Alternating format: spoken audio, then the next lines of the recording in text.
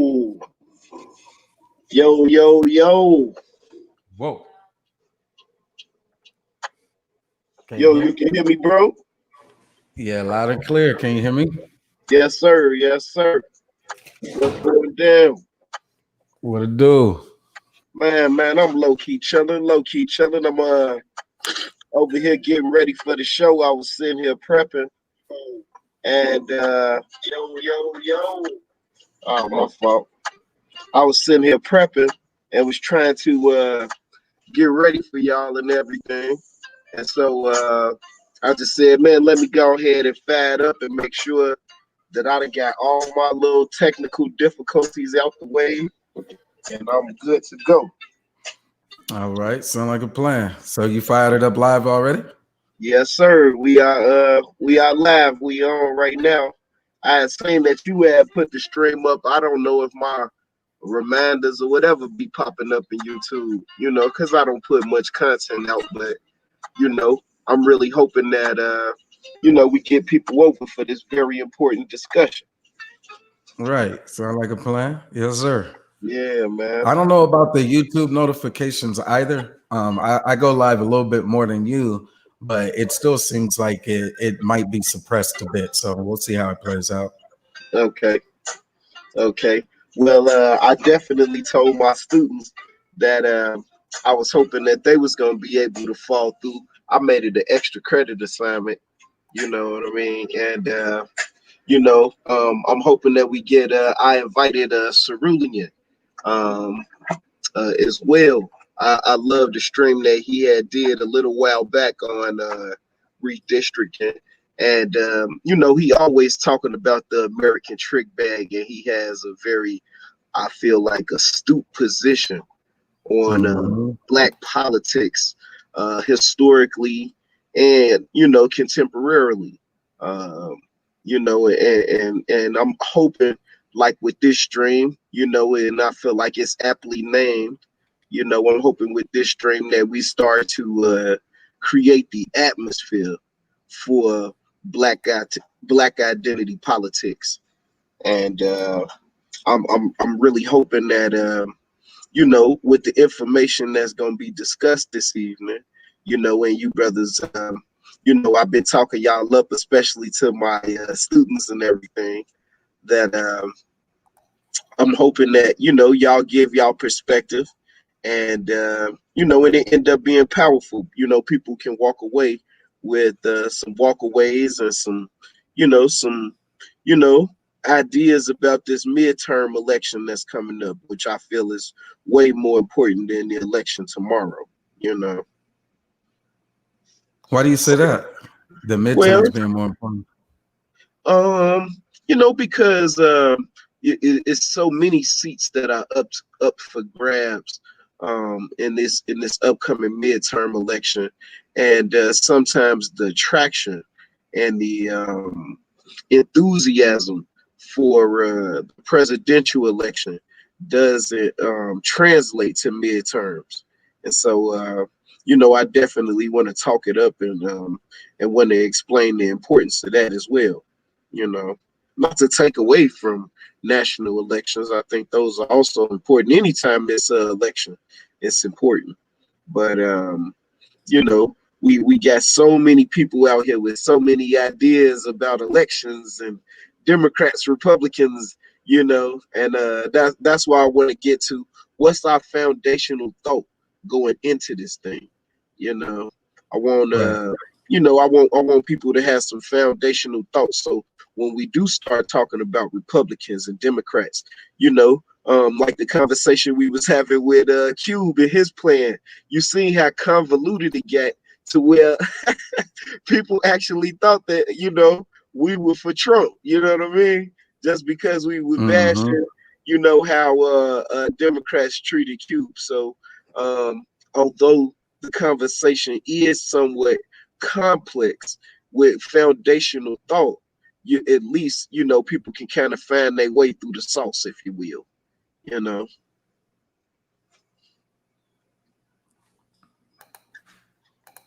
Yeah, I see DJ Mouse there. Peace, good brother. Let me Yeah. take 2 seconds if I can. I gotta hop over to the live, let them know where we're at. The link is in the description on Minds as well. So if somebody checks out the notification, like I said, I don't know if the notifications always send out, but it's at least worth the attempt. So let me go on and do that. Let the folks know where I'm at. B1, Brother Moses, the need for Black identity politics. Strong conversation with Brother Rob over on his channel. It's going on live right now. The link is in the description. So thank you all for tuning in advance. Be sure to hit that like. And as well, once you come over, be sure to subscribe to Brother Bro Rob, my brother from the same struggle. All right, salute. Yes, sir. Yes, sir. And so, and now I got my queen here. Let me go ahead and add her to the stream. Peace and love, queen. How you doing this evening? I am well, good brother. How are you? I'm good. I'm good, man. It's lovely to have you on with us tonight. Let me make my quick little introduction, if you will. So, of course, for some who might not know him, right? But he might be new to y'all. But of course, he family to me. This is my good brother Moses from the B1 Network, and so the reason the reason why I invited him on this stream tonight is because this brother has a very, I feel like, a sharp mind in terms of global politics, national politics, how it relates to economics. I really love his position on a lot of subjects as it relates to black upliftment. And so, I would love to introduce to those, what I'm saying? But of course, he family to me, my man, good brother Moses, man. How you doing this evening, bro? Hey, man, I am living. I am enjoying life, man. I appreciate you having me on, man. Brother Rob, like I said on Yes, my channel, you are my brother from the same struggle. What concerns you out there in Chicago concerns me right here in Arizona, man. Thank you for having me on. And to the sister, greetings and salutations, Black Power and salute. yeah, no A little doubt. bit about me, if I can, man. Graduate of Morehouse College 2016. I'm a veteran. I'm a father. I am a proud husband. I am working on a lot of journeys in my life, from credit to getting back out there with political activism. In our own right, B1 Network is a platform where you can get a lot of more information, whether it's history, a historical context, anything that helps folks get that white man out of their head. There is no white savior coming to save you. And no matter which of the means that we try to look towards them in, whether it's that religious body, we can find ourselves in that text. The political body or leadership, we can find ourselves in that text. Federal, national, rather, or even at a local level, there are Black leaders wherever you are and in whichever spaces you operate. Even in business, you can buy Black if you want. And that is a myth that we don't have Black businesses out here. So I take the optimistic road, but I do know we got work to do. So a couple of the bills that I'll be talking about a little bit are AB 3121 there in California, that reparations bill that needs to move forward. We also know the city of Asheville, North Carolina has a reparations type bill that they're also considering. There's institutions of learning that have been pushing forth small, individualized, nothing on a collective level of reparations like HR 40. Sheila Jackson is we need to be behind. The companion bill in the Senate is another big one. Senate Bill 1083, I think, pushed by Cory Booker. All of those have not had the progress that we needed, and so therefore they did not make it on our ballot. That is a tragedy because they are the things that had the most to impact us. So Black identity politics, B1 brother position, giving you the bills I support, and that's my introduction. Salute. Peace, brother. Peace, brother. And so, next on the panel, I have my sister, the Queen, from Chatham Academy. We all know her as Sister Latoya, you know what I'm saying? And so I have been working with her now for almost a year. It'll be a year in March, I say. And so, she works right along with our youth, and she supports them as they, as we call it, matriculate through the educational process at Chatham Academy. And so she supports them in a number of ways, but in the most important way, I would say, is that she gives them that, hey, when you think you can't make it, I'm that bridge. I'm that person that you go to. She they go to. And so she works with some of our most challenging youth. And so, with that, I just want to go ahead and introduce her to the panel. Also, I don't have enough information to speak to it, Queen, but of course you can. She works in the community here in Chicago, and she a plug thug uh, um, when it comes to moving and shaking in the political process here in Chicago. And so, without further ado, I want to introduce Sister Latoya Tasha to the panel. How you doing tonight, Queen? Peace, good brother, peace, peace, and peace, family, peace to all you guys out there, peace and Black power. My name is Sister Latoya. I'll introduce myself by first being a mother. I'm a mother of two. I am a very proud, unapologetic Black woman. Um, I am a part of two organizations here. In 2016, we started an organization here called New Era Chicago. And I am currently a part of the UNIA, which is the Universal. Okay, let me start that over. The UNIA, which is the Universal Negro Improvement Association. So I know it's not too familiar, but you guys do see the red, black, and green flag a lot. That flag is founded by the Honorable Marcus Mosiah Garvey, and he created and founded the Universal Negro Improvement Association, which I am a member of here in Chicago, Division 4-1. So that's a little bit about me. No doubt, no doubt. And so now we have the very astute political mind, very privileged to have this brother on my panel. Um, um, to us in the Black YouTube community, what I'm saying? Of course, we go to him when we thinking about political thought, when we thinking about solutions, when we thinking, hey, if I came up with something and run it by him just to see what he think, and pick it apart.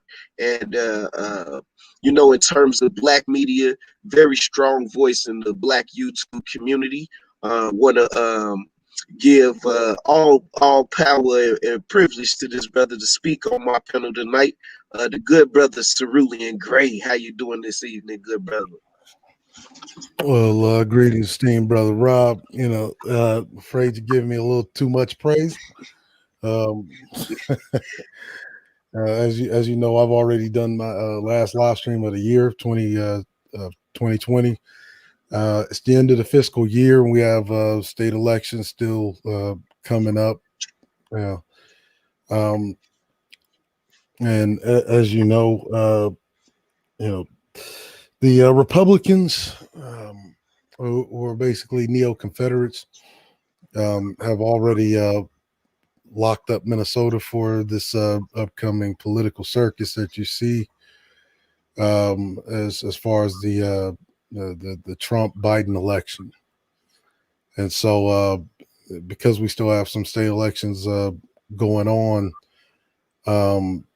going into the next fiscal year, that's basically what myself and my organization, DFTC St. Paul, Down for the Cause, in collaboration with the 100 Black Men in Milwaukee, that's going to be our next platform to try to get back some of these state electorate seats, especially those in like city hall, school boards, the lower circuit courts, and things of that nature. But yeah, as far as YouTube's concerned, man, I'm taking a break from these niggas. That's right.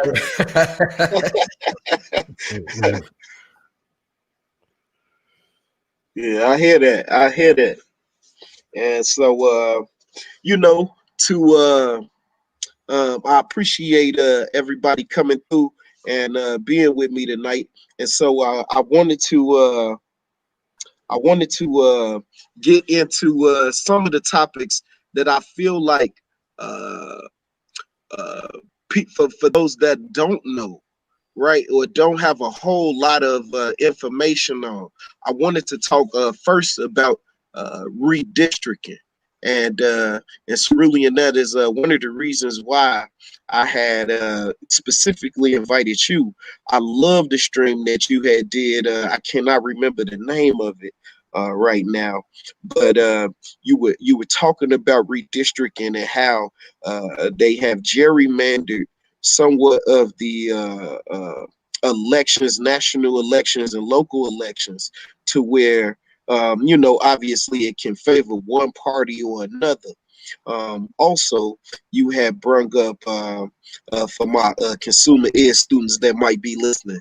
You have brung up the relationship between politics and business.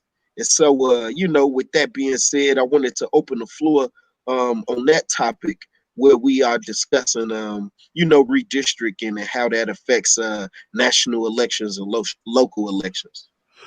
Well, yeah, and that actually plays right into the theme of this stream, right? And why Black identity politics is so important, because in America, the only politics that really matter is race politics.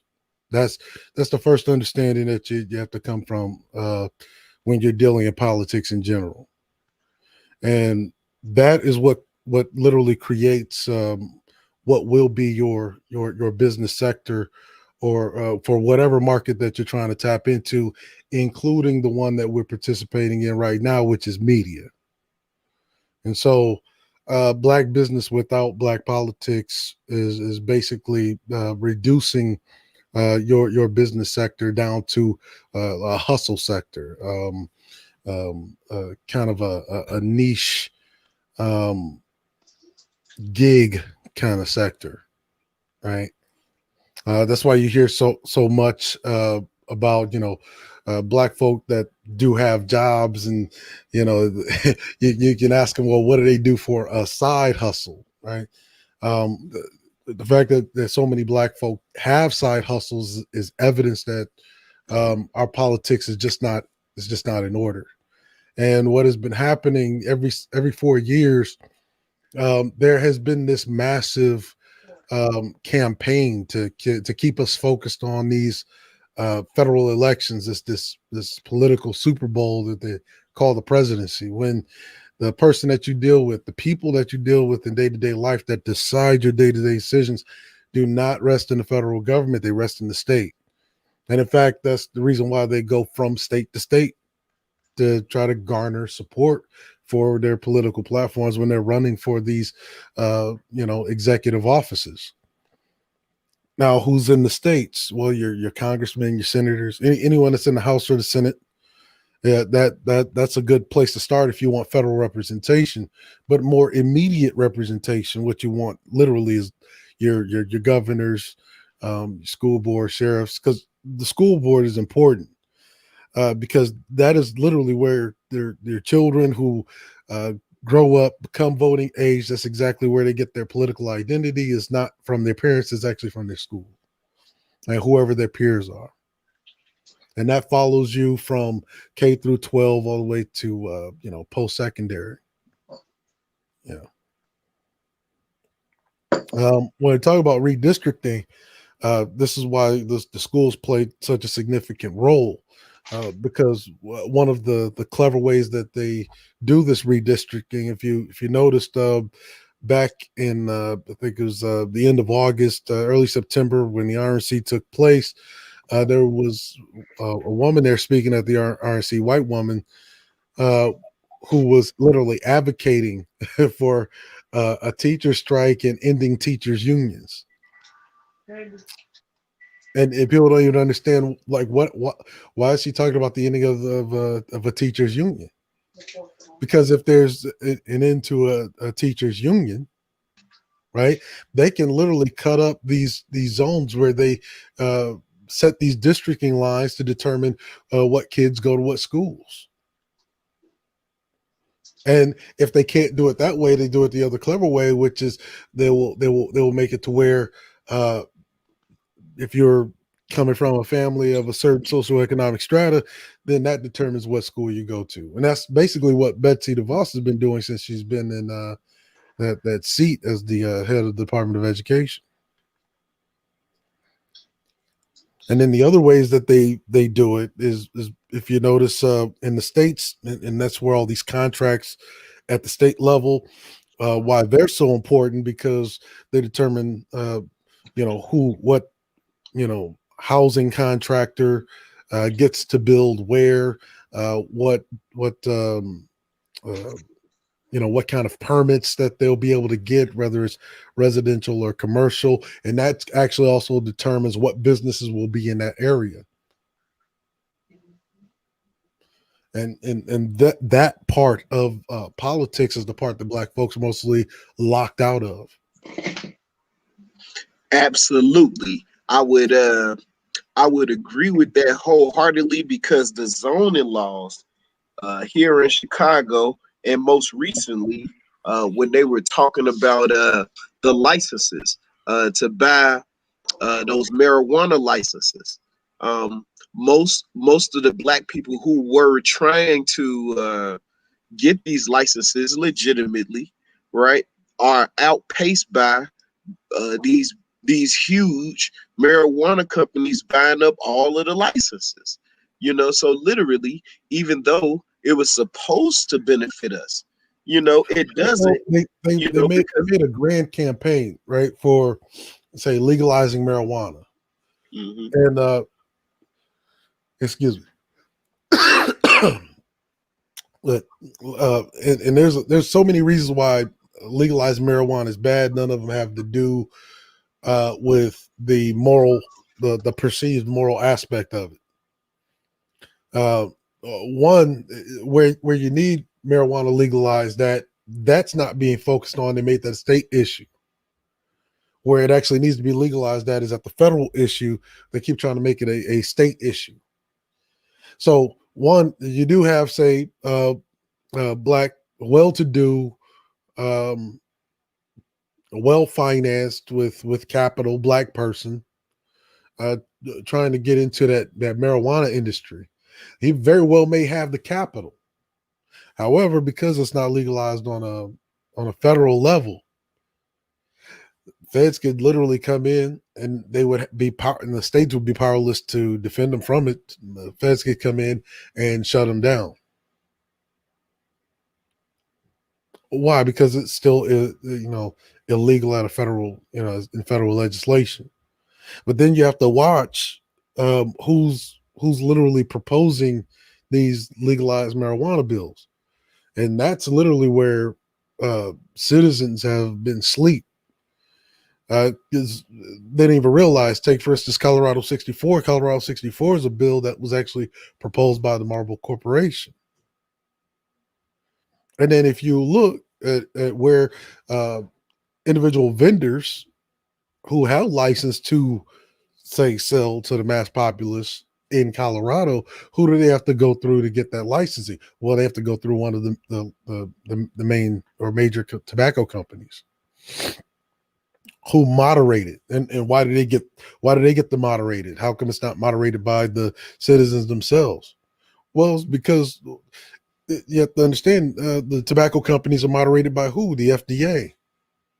And because the large tobacco companies have more experience at, literally selling drugs to the mass populace, of course, guess who gets to be oversight for who gets licensing? Who gets to set the price? Well, it's the tobacco companies, and the public has literally been sleeping on that. Mm-hmm.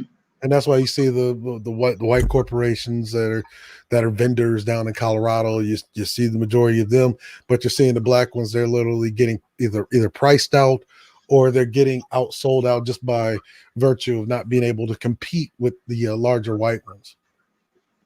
Mm-hmm. And this is another reason, or a basis for Black identity politics. Like, I want to make sure that the sentiment is understood, right? That everybody else is playing on a team. We the only ones that really not like formulating our teams. Like, I mean, it's happening, right? It's happening slowly, right? But on a grand scale, we have to understand. It was a book. It was written by this Jewish guy. What's his name? Joe Cotlin. Joe Cotlin wrote this book. It's called Tribes. He's talking about ethnicities and how they do business across seas, and how Arabs are so rugged in the oil trade, and all of these types of things. You know what ethnicity is not mentioned in the book as even a player? Africans or African Americans. You know, and so this is what made me um, start thinking about Black identity politics as a solution. And the more that I studied it, the more I came to realize um, even evangelicals, you know, and I got this little clip that I wanted to play.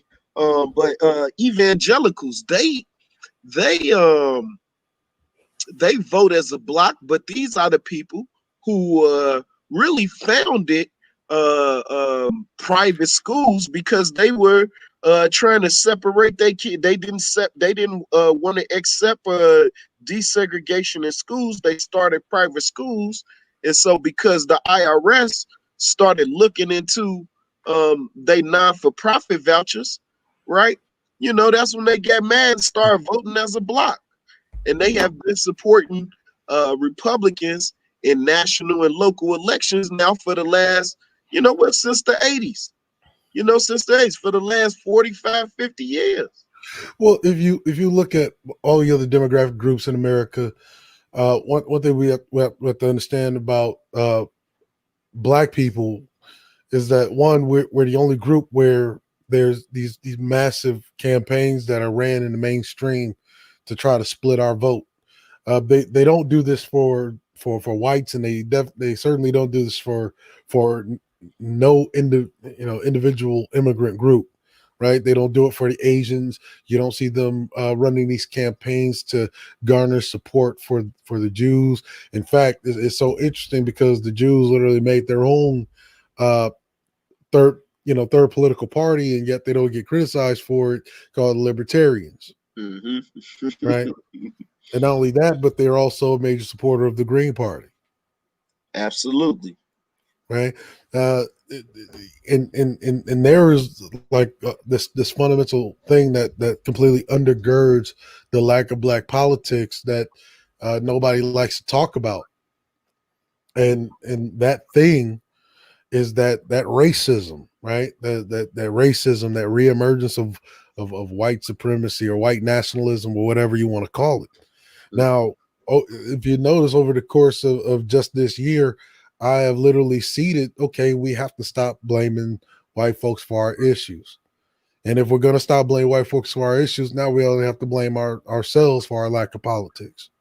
We only have to blame ourselves for our lack of a robust business sector that we actually once had. Then we have to literally look at, well, who was running these businesses during the time that we had all of these things, and yet they still failed. Now, here in this YouTube space, this artificial environment we've kind of created, you got a sector of males who have taken upon themselves to say, well, this is a genderized issue.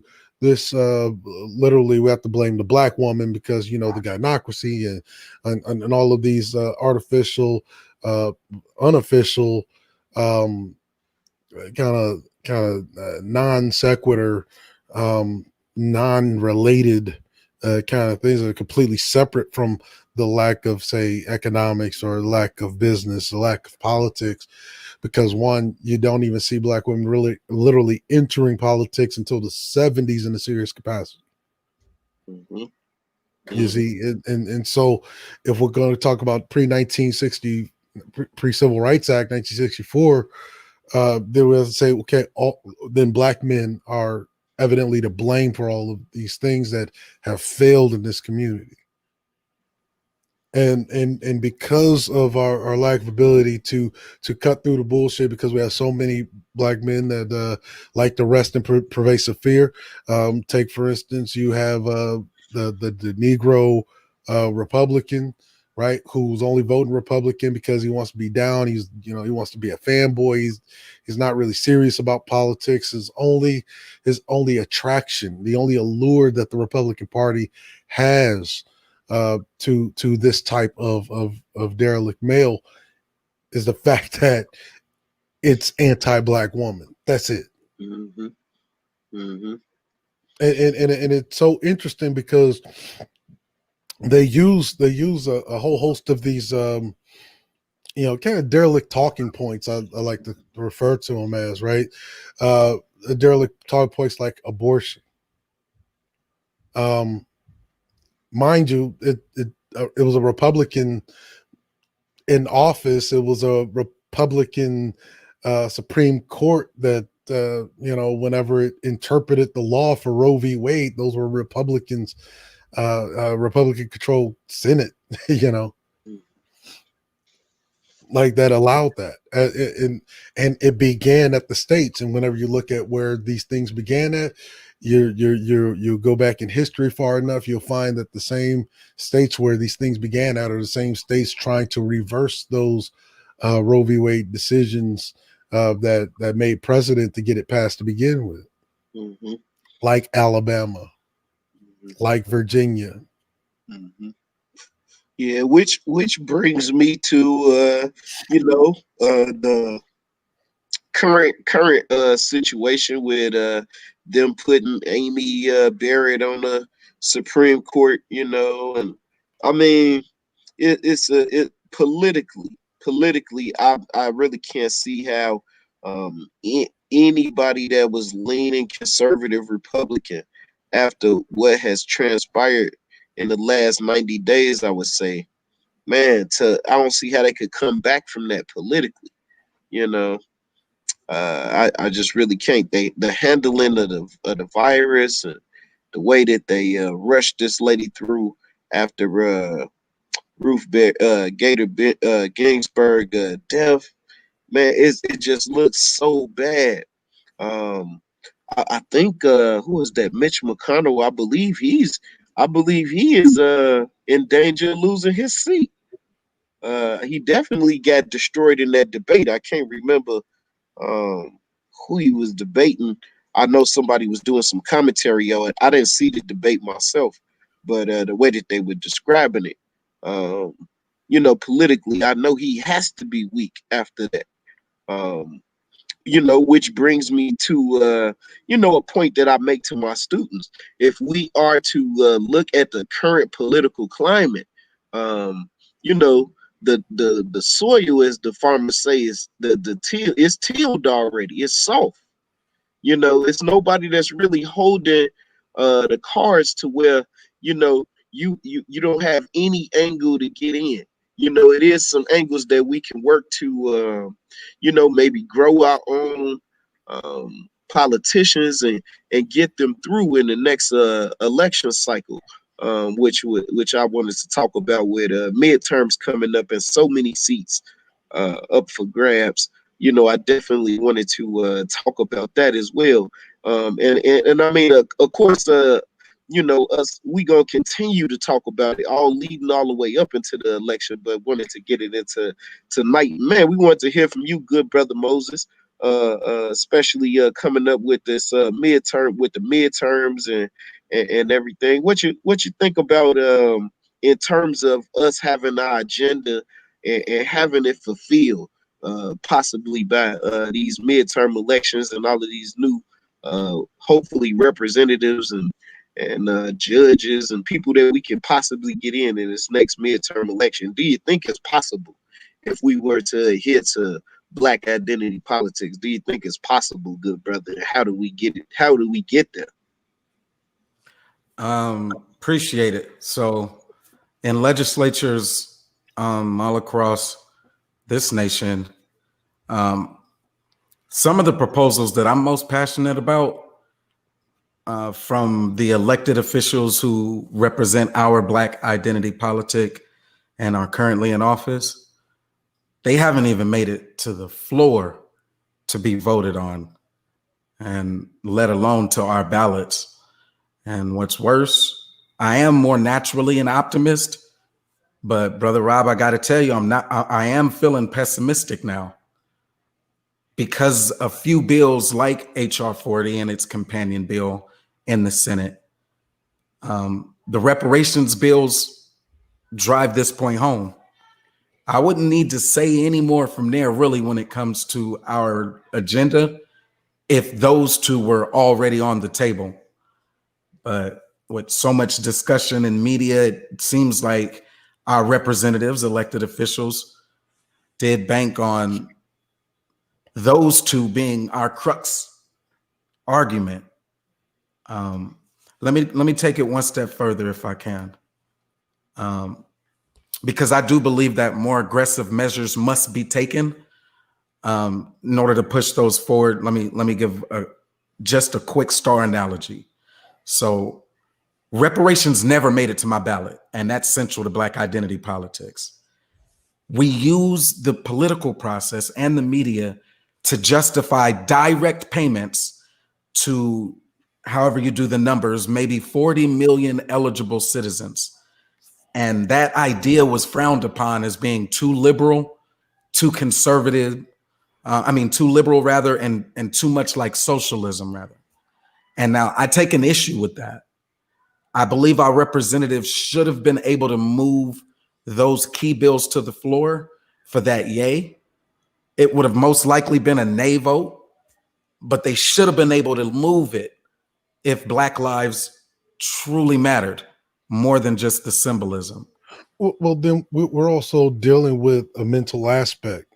One, Black folk got to get out of this mindset to where they feel ashamed every time a white person throws these terms that are meant to kind of be like political insults at them, like socialism, or you're a communist, you're a Marxist, and it's so Those were the interesting. words.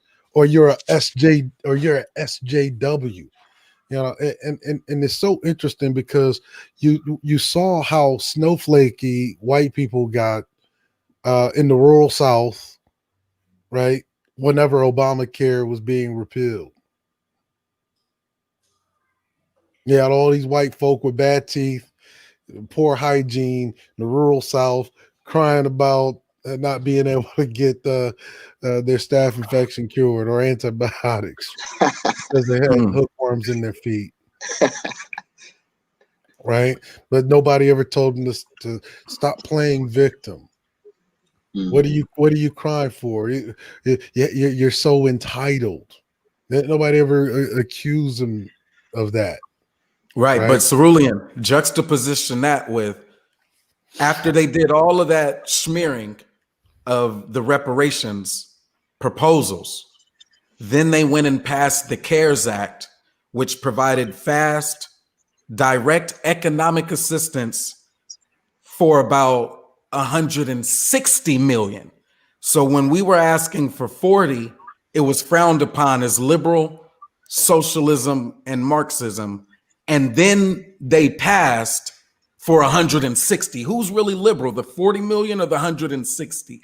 And the IRS delivered on that with direct transfers. Well, you go all the way back to the collapse of 2008. You didn't hear them cry at socialism whenever they gave $800 billion to the private banks. Right, and that one was 2 trillion on this time around. So 800 billion then, 2 trillion now. Ford Motor Company got around $270 million just to keep the lights on in their American factories.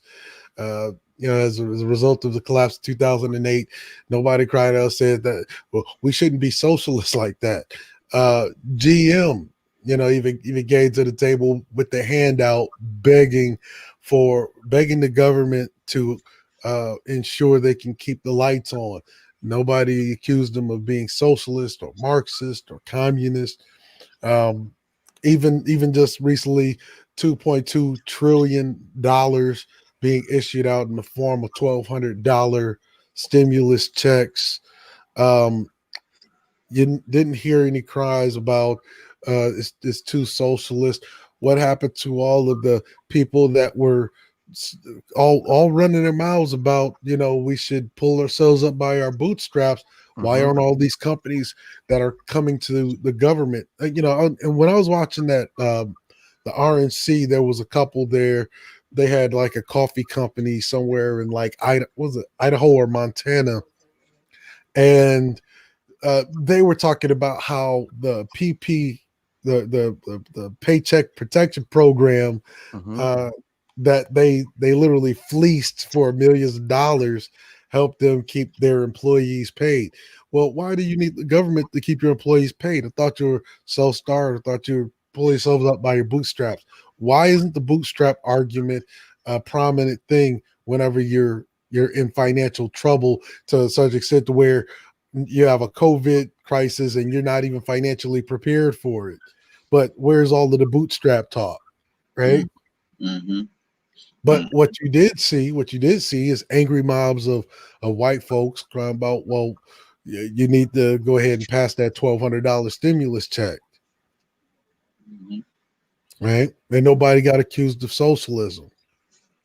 And then you have black folks is like that's mentally incapacitated to a great degree, to where they say such insignificant, illegible, vacuous drivel as "we don't need reparations," when you clearly see what the racial dynamic, as far as income inequality, wealth inequality, you see the distribution of wealth, where you only have about 14 individuals that have more wealth than the entire black population.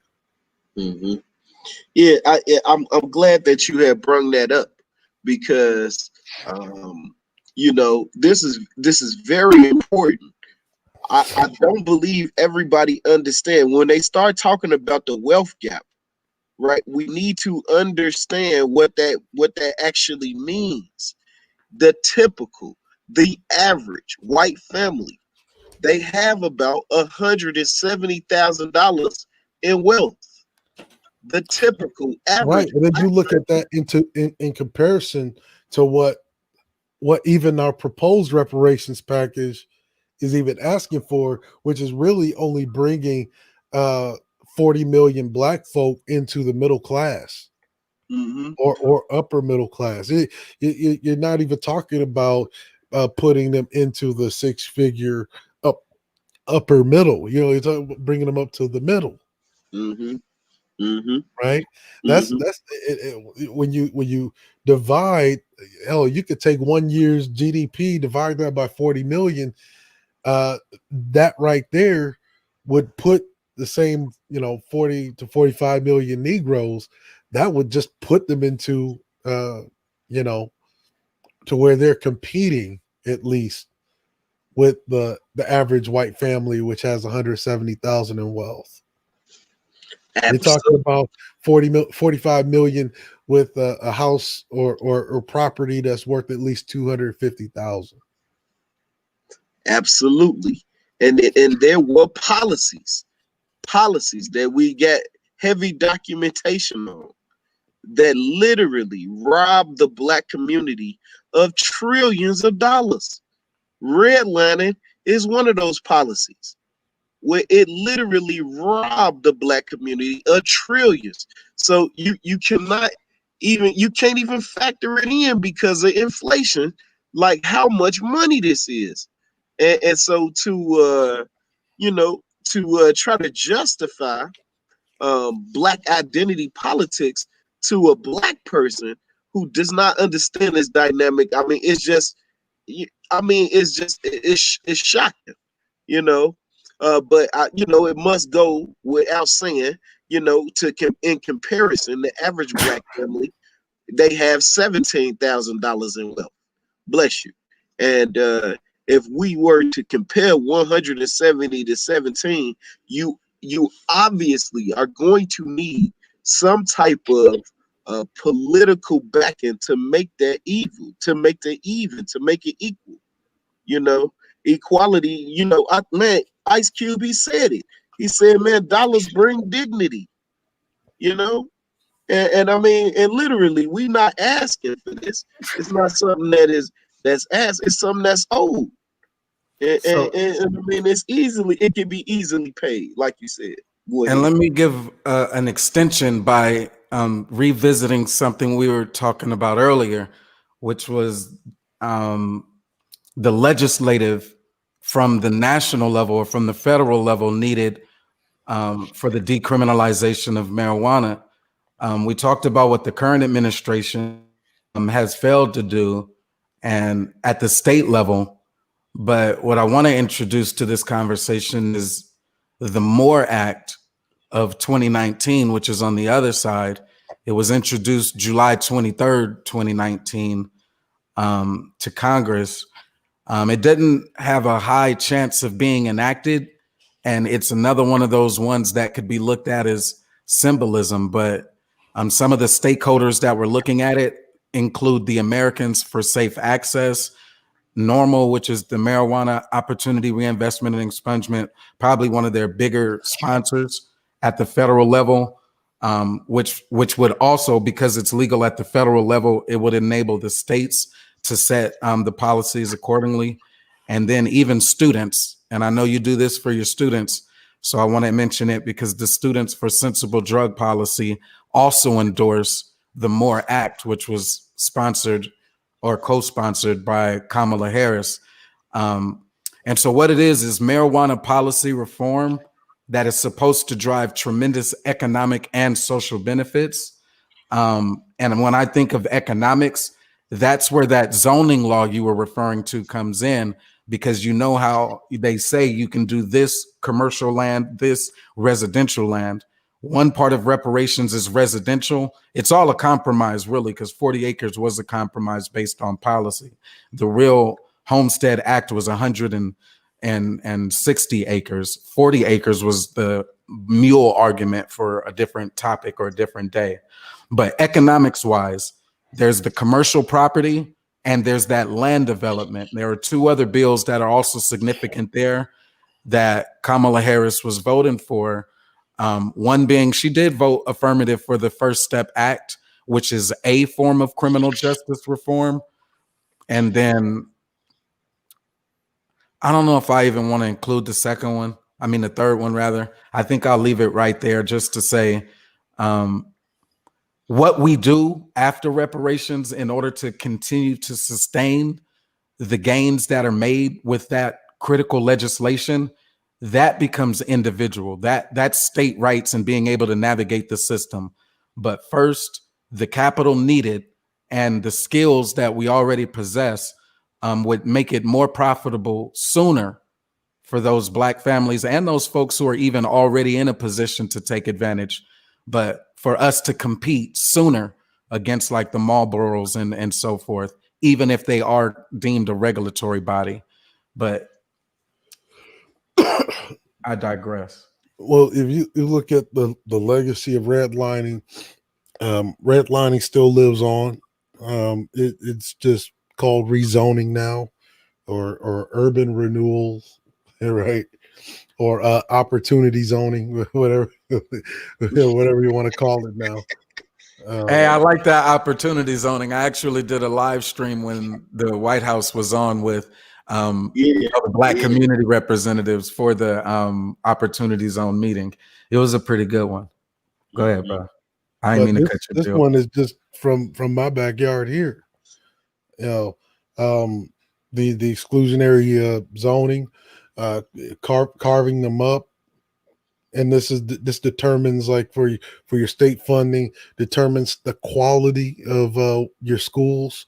It determines your quality of life, your rate of taxation, which is why you see like zones that are in red areas are taxed higher than zones that are in green or blue. And you know, this also goes back to this other thing when I talk about the mental aspect of it. We have to have people who think like us, who are us, who are non-immigrant, because if you look at the political landscape, the majority of so-called black folk that speak on our behalf, or they're not really on our behalf, really against our better interests, they are non-native born black American immigrants. They're from places elsewhere, maybe first generation born here, second generation, maybe that have that anchor baby status. And they're the ones that are, speaking at these judiciary hearings and all of that. Just like the hearing that happened on C-SPAN with, with Danny Glover. Yeah, I remember that one. I watched it and I covered a bit of it live on my YouTube channel as well. That one was interesting, the representation that was there. I know Booker was there as well. He co-sponsored the companion bill in the Senate. Who else? I know Auntie Maxine has some pretty strong comments. Sheila E., I believe, or Sheila Jackson Lee, excuse me. I call her Sheila E. just to remember who she is, to tell you the truth. I like You gotta give yourself little monikers like that just so you can remember who some of these official elected representatives are, because other than that, they don't really speak too much on Black issues or even Black identity politics. I found that they've been pandering to both the DACA or the Dreamers Act, Mexican immigrants, as well as diasporic immigrants as well. Well, if you look at Sheila Jackson's record, she's this, and mind you, she is native born Black American. What you would call ADOS or foundationally Black, and she's not even for the better interests of Black folks. She's done more for immigrants in her district than she's done for Black folks in her district. And then you have these other conversations where you have Negroes coming up with all kind of nonsensical, kind of rhetoric that they've heard nowhere but in the mainstream, like, well, how come Nigerians, or how come Africans, or how come Asians and Mexicans and then everybody else come here and they do better than us? And like, there's a whole host of policy that they're backed up by, right? Right. And then they say, why is it? Hold on real quick. They say, why is it that, reparations is explicitly racist and for the advantage of a select group, when as you look at the screen and you look at exclusionary zoning, it was explicitly racist. And so why can't the solution for that, that federal complicit, when they were federally complicit, why can't the solution for that corrective redress be also race-based? Anyway, I know you've already said it. It's because politics in general is racist. But you notice the people that are saying that reparations bill will be inherently racist. They are saying that about, well, why haven't you ended the Foreign Aid Act of 1961 or the Indochina Refugee Aid and Assistance Act of 1948? It's like, World War II, that was, almost 80 years ago. Mm-hmm. Mm-hmm. So if slavery was too long ago, then I would say so was World War II. Why are you still paying the Asian community?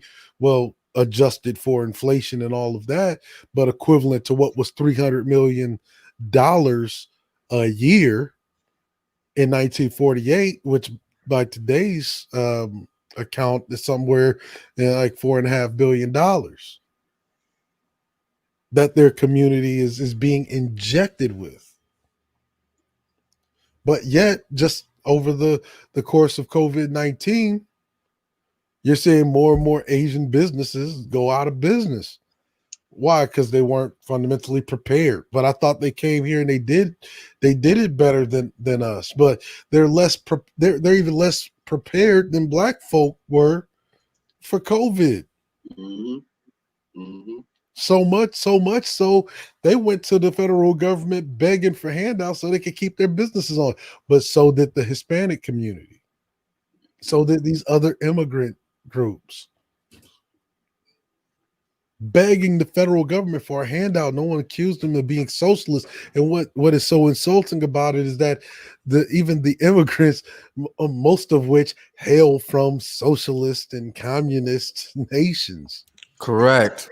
That is the biggest call out tonight. It is Is the that the people irony. that they It is openly the want? elephant in the room. Right. And so the need for Black identity politics is confirmed. Yes, yes. So look, I just want to share with the family. It is inspiring to me, and I'm hoping that it is inspiring to my students, right?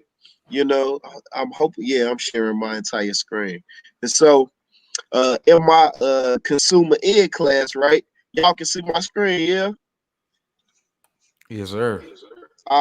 Yeah, my consumer ed class, what we doing is we building a city, you see? And so just to go through it, right?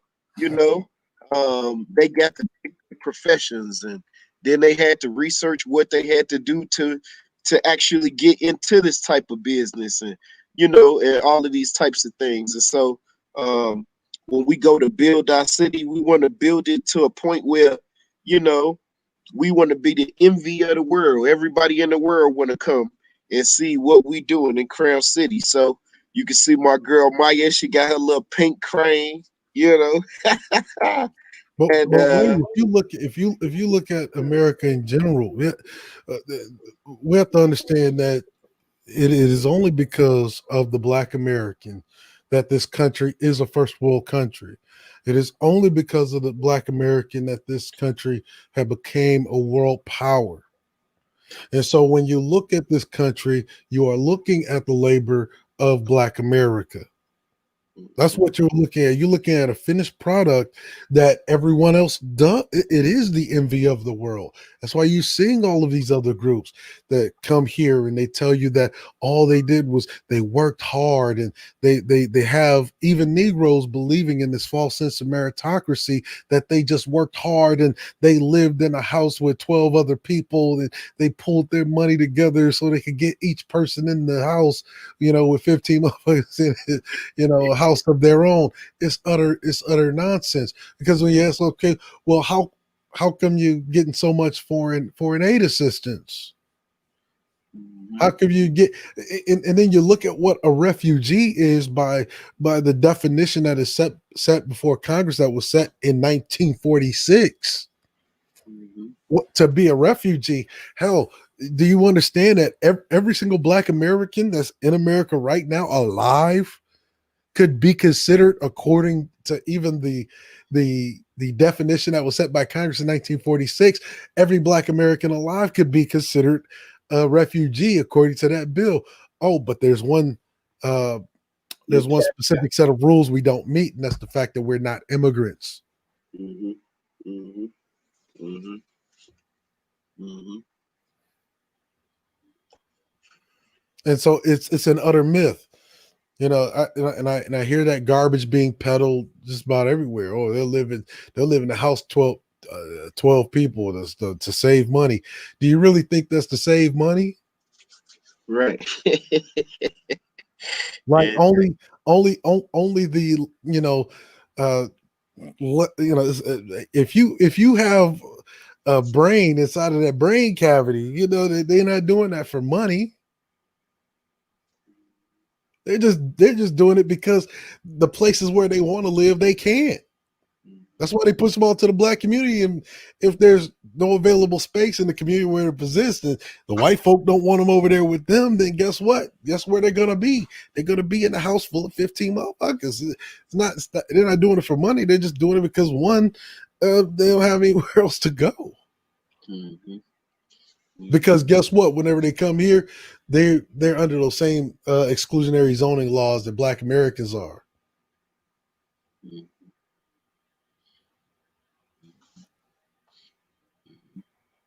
But it never stops them from going out and getting a new car off the car lot while living in a house full of 15 motherfuckers somewhere in the projects where they used to stuff Black folk at, right?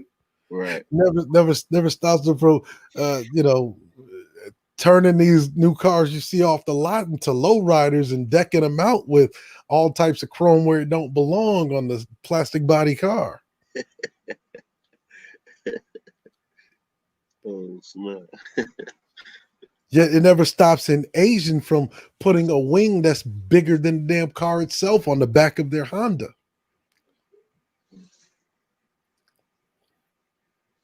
And they did it all with your money. And so when you look at, say, for instance, the Hispanic community, they tell you that Hispanics, they contribute so much. And I would say this, because the Hispanic community has been propped up literally on policy and federal money, I would say that at least 15% of what is Black America, at least 15% of everything that those other groups of people do is owed to the Black American. At least 15%. You notice that they don't mind coming here in order to try to get a fast track to permanent citizenship. They don't mind going to join the military. In fact, they encourage it. Their communities encourage it. In fact, we about 10 years ago, right here in the Twin Cities, they had a massive policy change where the Asian community wanted to see more people that look like them on the police force. And guess what? Guess who's present at the assassination of George Floyd? The Asian dude standing watch. Right? While a Black man is getting murdered just behind him, feet away. Mm-hmm. Mm-hmm. I mean, if you go all the way back to Philando Castile. Geronimo Yanez literally was an active police officer in a place called Falcon Heights, a place where he couldn't even live himself because of those same exclusionary zoning laws. And yet and still he plays the role of the flying monkey to kill the Negro to keep him out of Falcon Heights, a place he can't even live himself.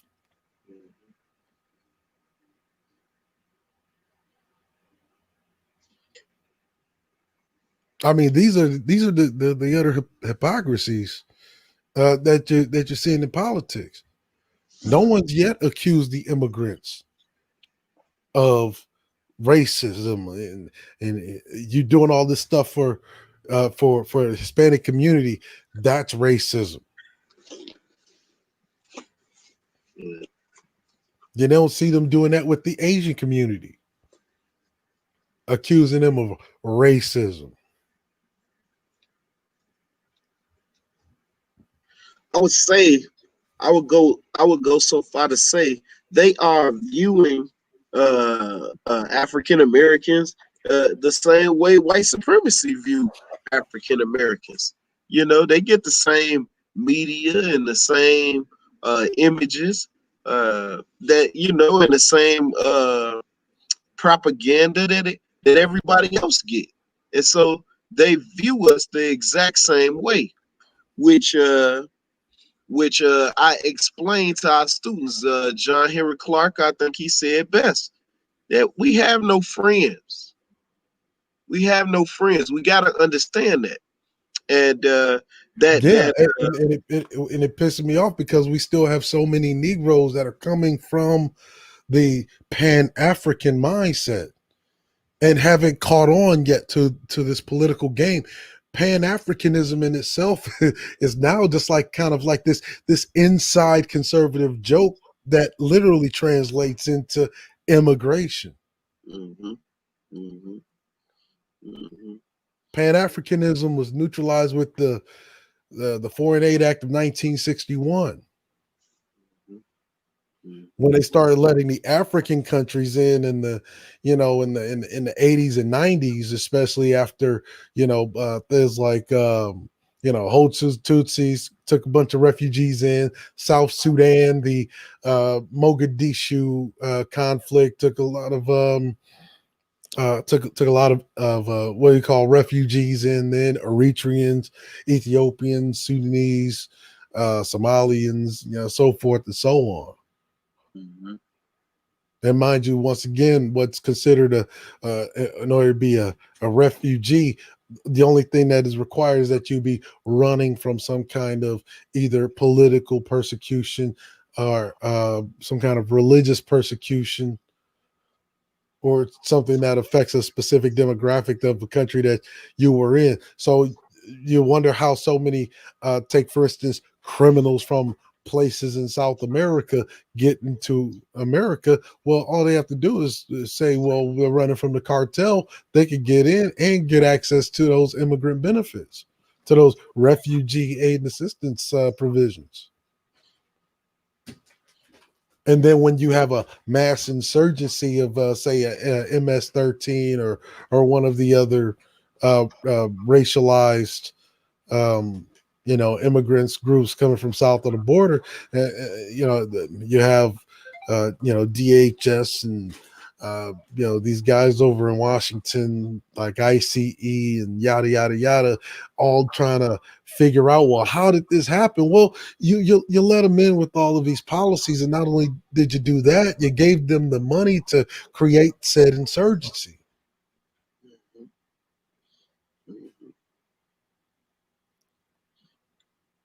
And mind you, you did this all while owing this noble Negro of America, while owing the Negro. You could say that 3 times. The debt is still owed, and we still stand on that as strong as the ancestors did. I haven't forgotten that. And the reality is, what has been owed to the native born Black American whose families go back generations to slavery and Jim Crow, right? Everything that is owed to them has been going to these other groups. And then they wonder why, there's been this recent rise in anti-immigration rhetoric against immigrant groups, which Black folk have literally traditionally supported, because they have their hands too deep in our pockets. And then if you understand the reaction to us basically saying it's time for us to cut the dead weight and it's time for us to be politically selfish now. Mm-hmm. And And what that, Cerulean, they've even weaponized it against it just being us. By if you don't say people of color, you're looked at as the bad guy now. and yeah, what I would say is forget the whole forget people of color. We as Black Americans, we are not people of color. Shit, matter of fact, if you really want to keep it real, we're the only real Americans left. The Black American is the only real Americans left. I mean, you even look at the president, right? The President Trump, immigrant, what, second generation immigrant, anchor baby, born here in America. But because he has the resemblance and visage of a white male,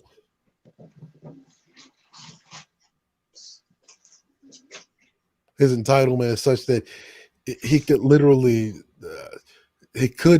be a subversive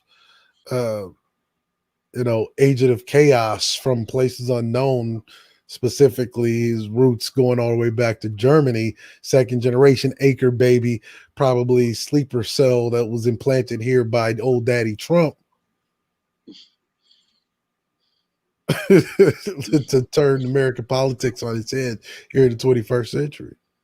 Yeah.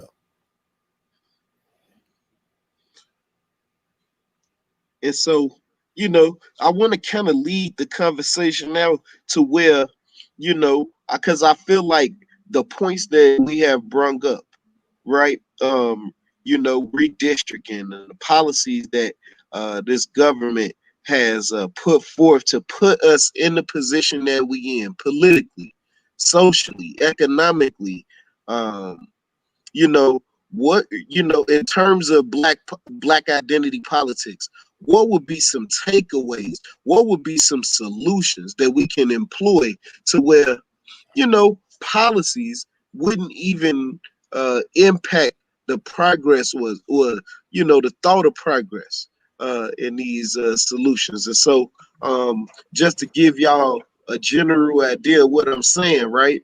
Um, um, my two solutions that I give are these, and they very simple. We don't have to march. We don't have to do nothing to try to get this employed, right? We need to be prejudiced with two things: with our love and with our money.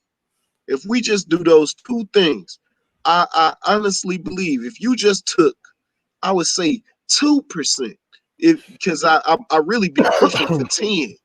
But if you could Well, take I would 2% choose. of I would what you also make, choose two things, Rob. But I would have to.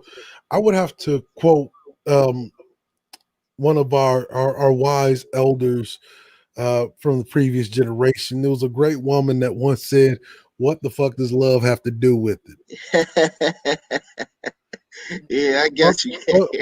fuck the love. I ain't never seen love pay a bill. Yeah, I never seen the love feed a child.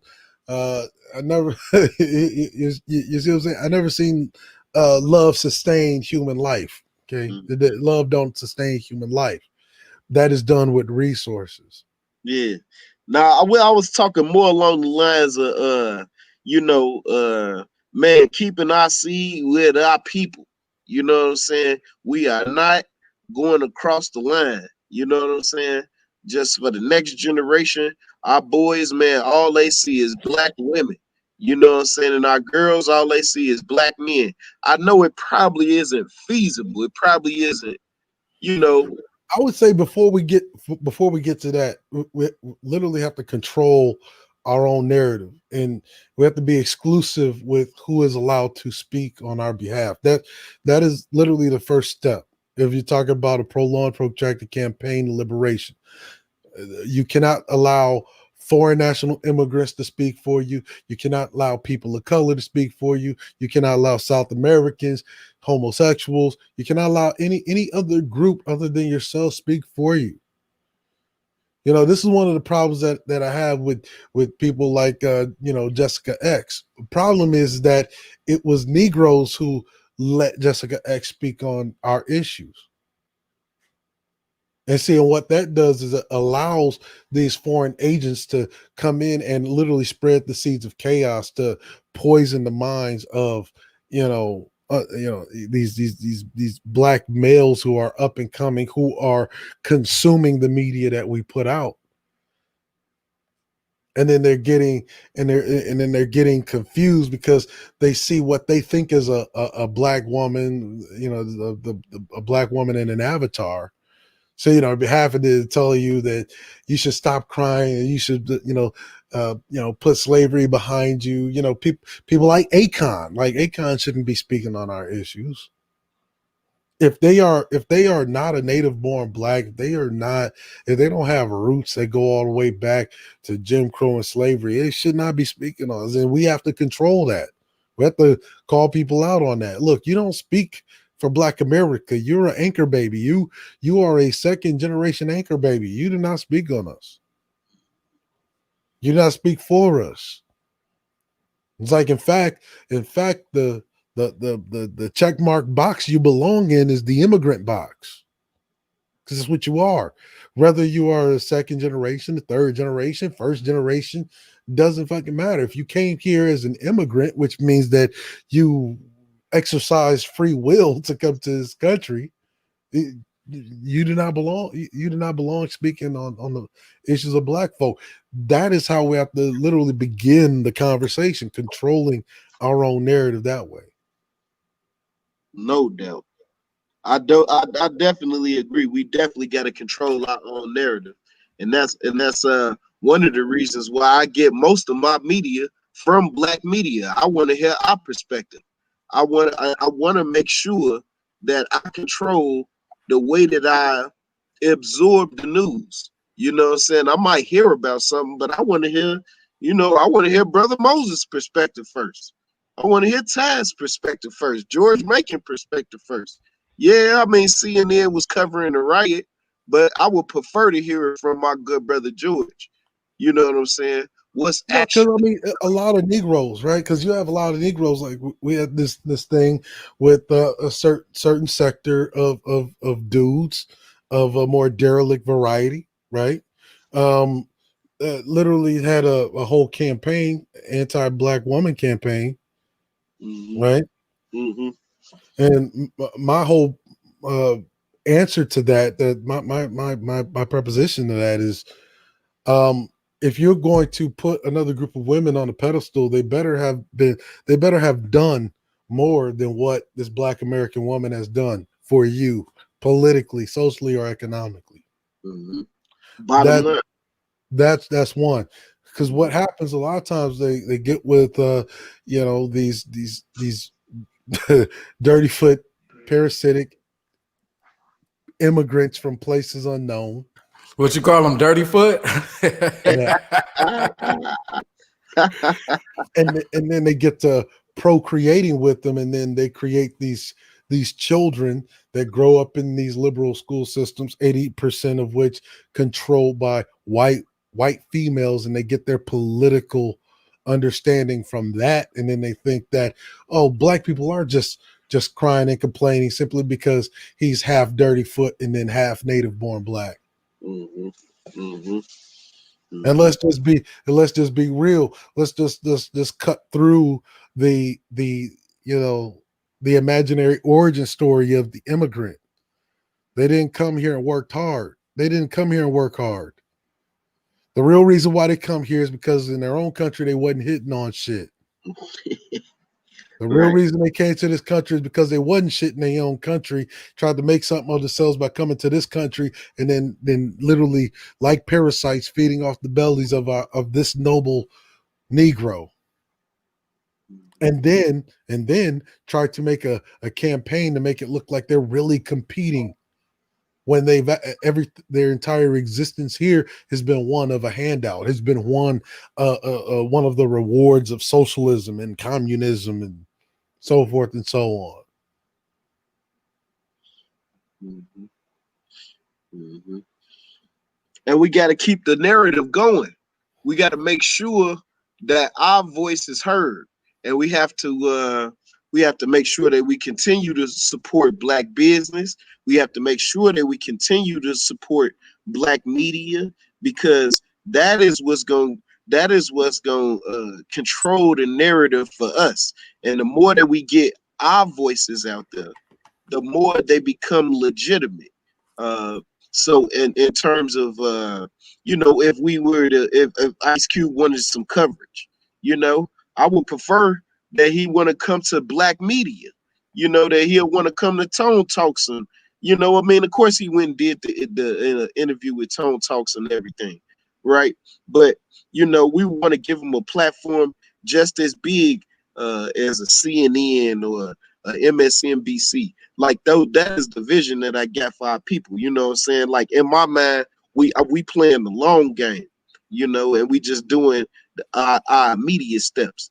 But man, I'm sorry, Sister Latoya. I know that we ain't get a chance to let you get your voice heard. You know what I'm saying? And I don't know what's going on with StreamYards. They be bouncing people off and on and everything. So we was at the portion where we were talking about solutions, and I know New Era Chicago. I know that y'all got stuff going in the city in terms of Black political uprising and things of that nature. So go ahead, let the people know what y'all doing already, how they can support it, and what Black identity politics look like in the future of Chicago.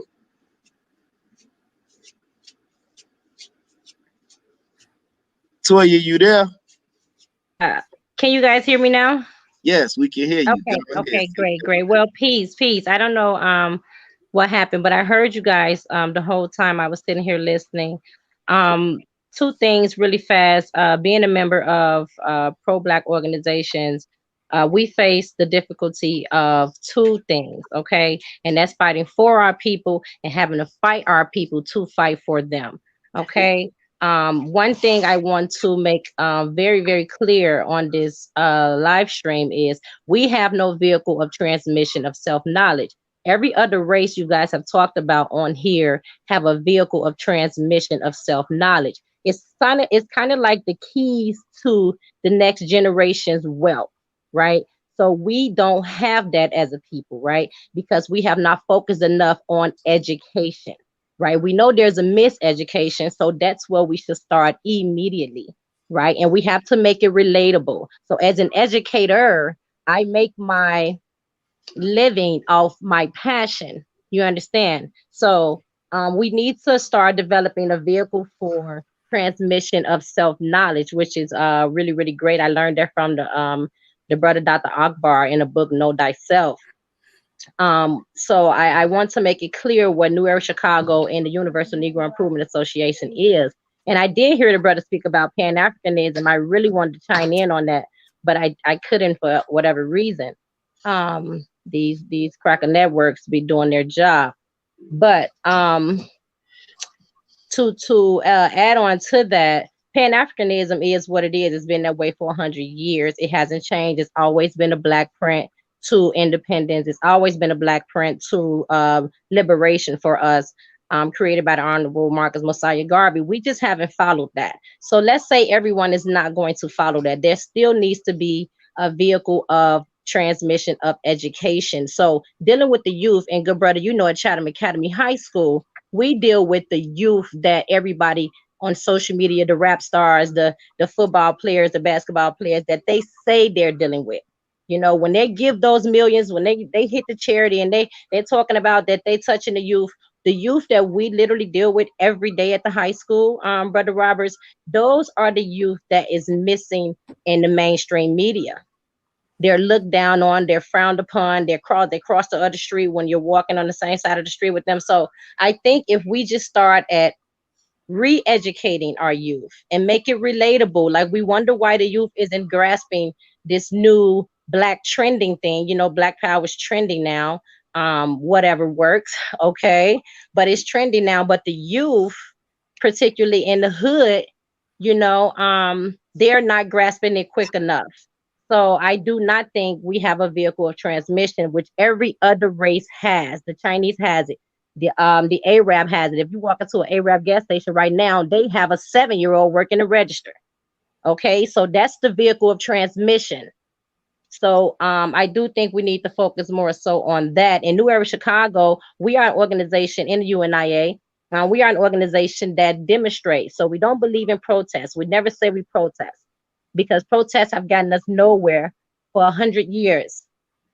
We've been protesting forever. So we don't protest, but we do demonstrate. So we go out into our communities and we do 3 programs. We do a Rakia's ride in honor of the sister Rakia Boyd, who was gunned down by a police officer who was not fired and is not fired.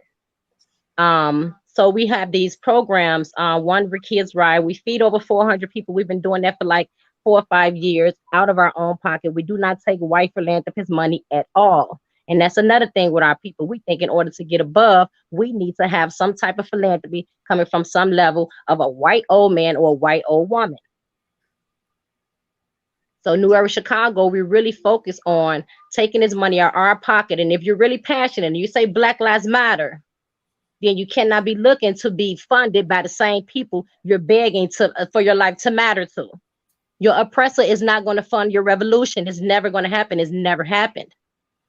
So we do see these other nations getting reparations, and I'm glad you guys spoke on that tonight. New Era Chicago, we believe in the fight for reparations, y'all. The UNIA, we believe in liberation of all people here and on the motherland. We do focus on the motherland a lot as well, because we cannot have freedom over here without our brothers being free over there. The same colonizers we have over here are the same colonizers still colonizing our motherland over there. Do you mind if I interject? I disagree. Okay. And the reason why I say I disagree is because, as I mentioned before, Pan-Africanism was neutralized in 1961 with the passing of the Foreign Aid Act, U.S. Foreign Aid, and the moment that they started bribing these other African nations, as the moment Pan-Africanism fell apart. The last true friend of the Black American, as far as a true Pan-African, he was murdered by NATO forces back in 2011. That's Muammar Gaddafi. That was Good the brother, last. I'm confused on what you disagree with. What do you mean you disagree? What do you disagree with? We absolutely can have freedom here without them over there. In fact, I would actually say that we don't actually need them over there as much as we are led to believe oftentimes. Because how do you have a continent, a majority of people that look like them, and yet they control so little of it? How do you have a continent full of niggas like that? You have the numbers, you have the militaries, but yet, Africa is a graveyard for the Africans. They send their children all over the world to be educated by other people. They only go there whenever they're ready to retire or they're ready to die. Well, good brother, respectfully, I disagree. Africa do have the numbers, but they do not have the military. Every military on the motherland is still owned by the same military over here. Okay, so I respectfully I disagree.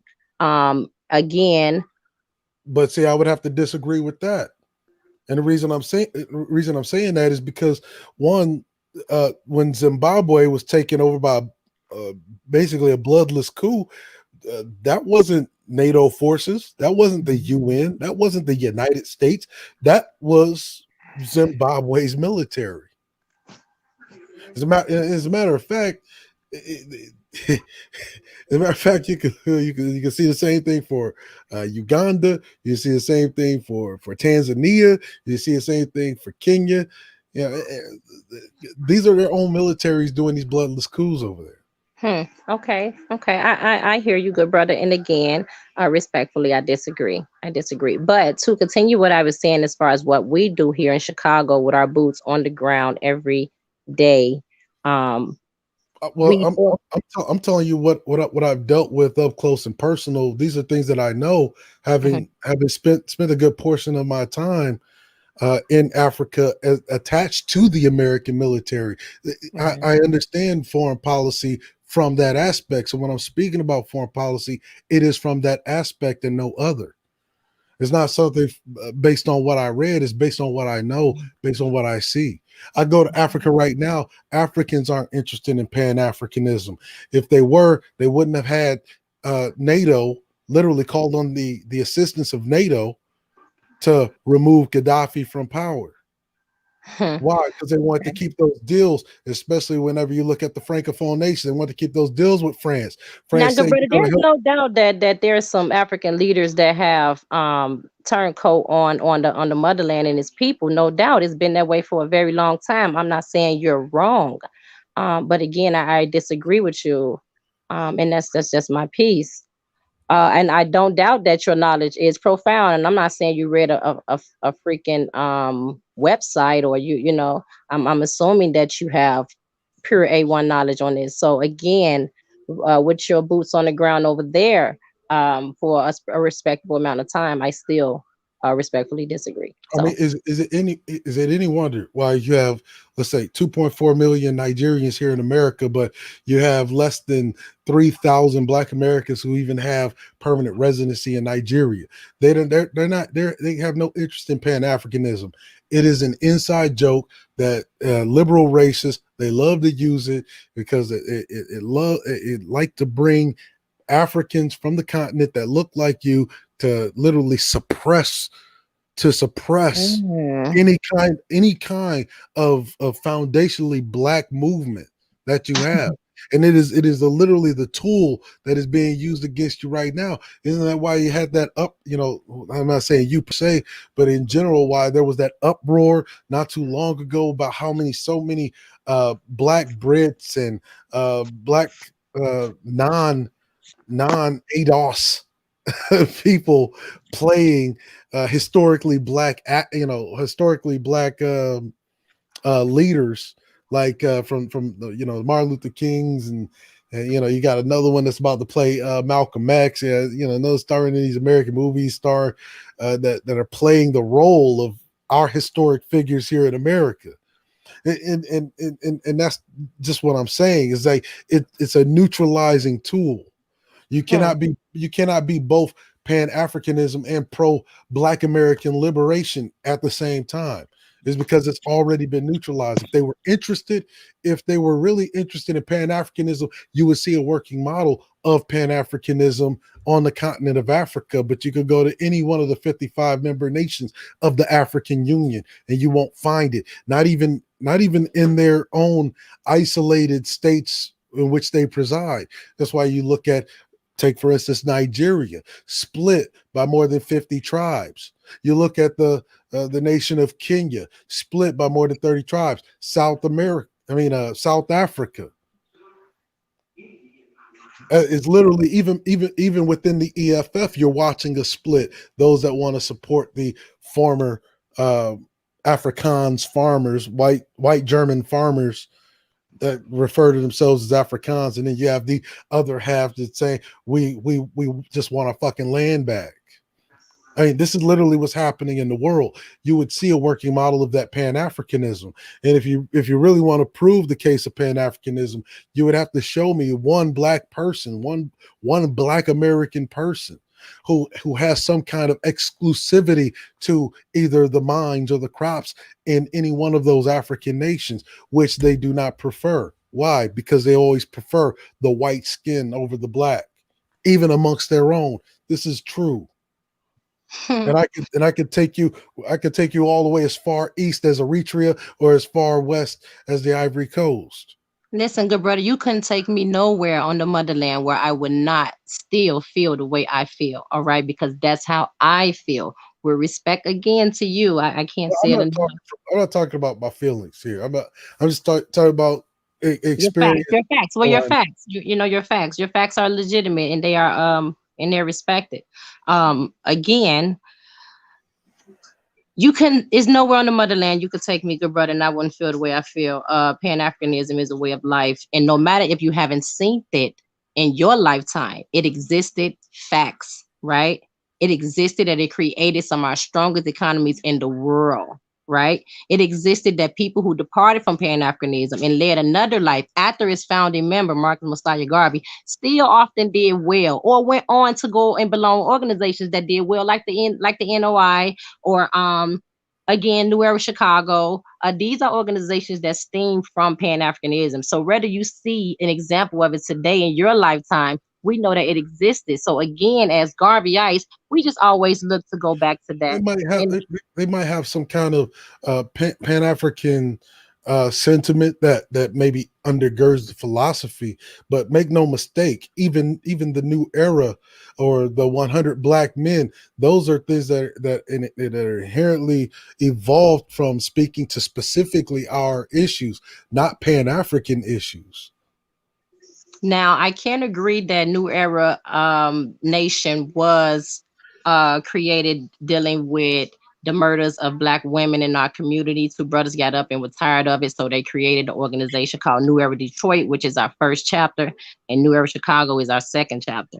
To the core of when we are looking for organization, and that's what we found was the Honorable Marcus Mosiah Garvey. So you're right to an extent. Again, I'm not disagreeing with you, except when you talk about the motherland.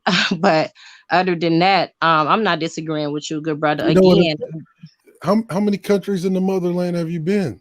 Now, I don't refer to it as the motherland. So how many places in the continent have you been? Look, guess what? I've never touched foot on the motherland. I have family over there. This is a lot how it goes.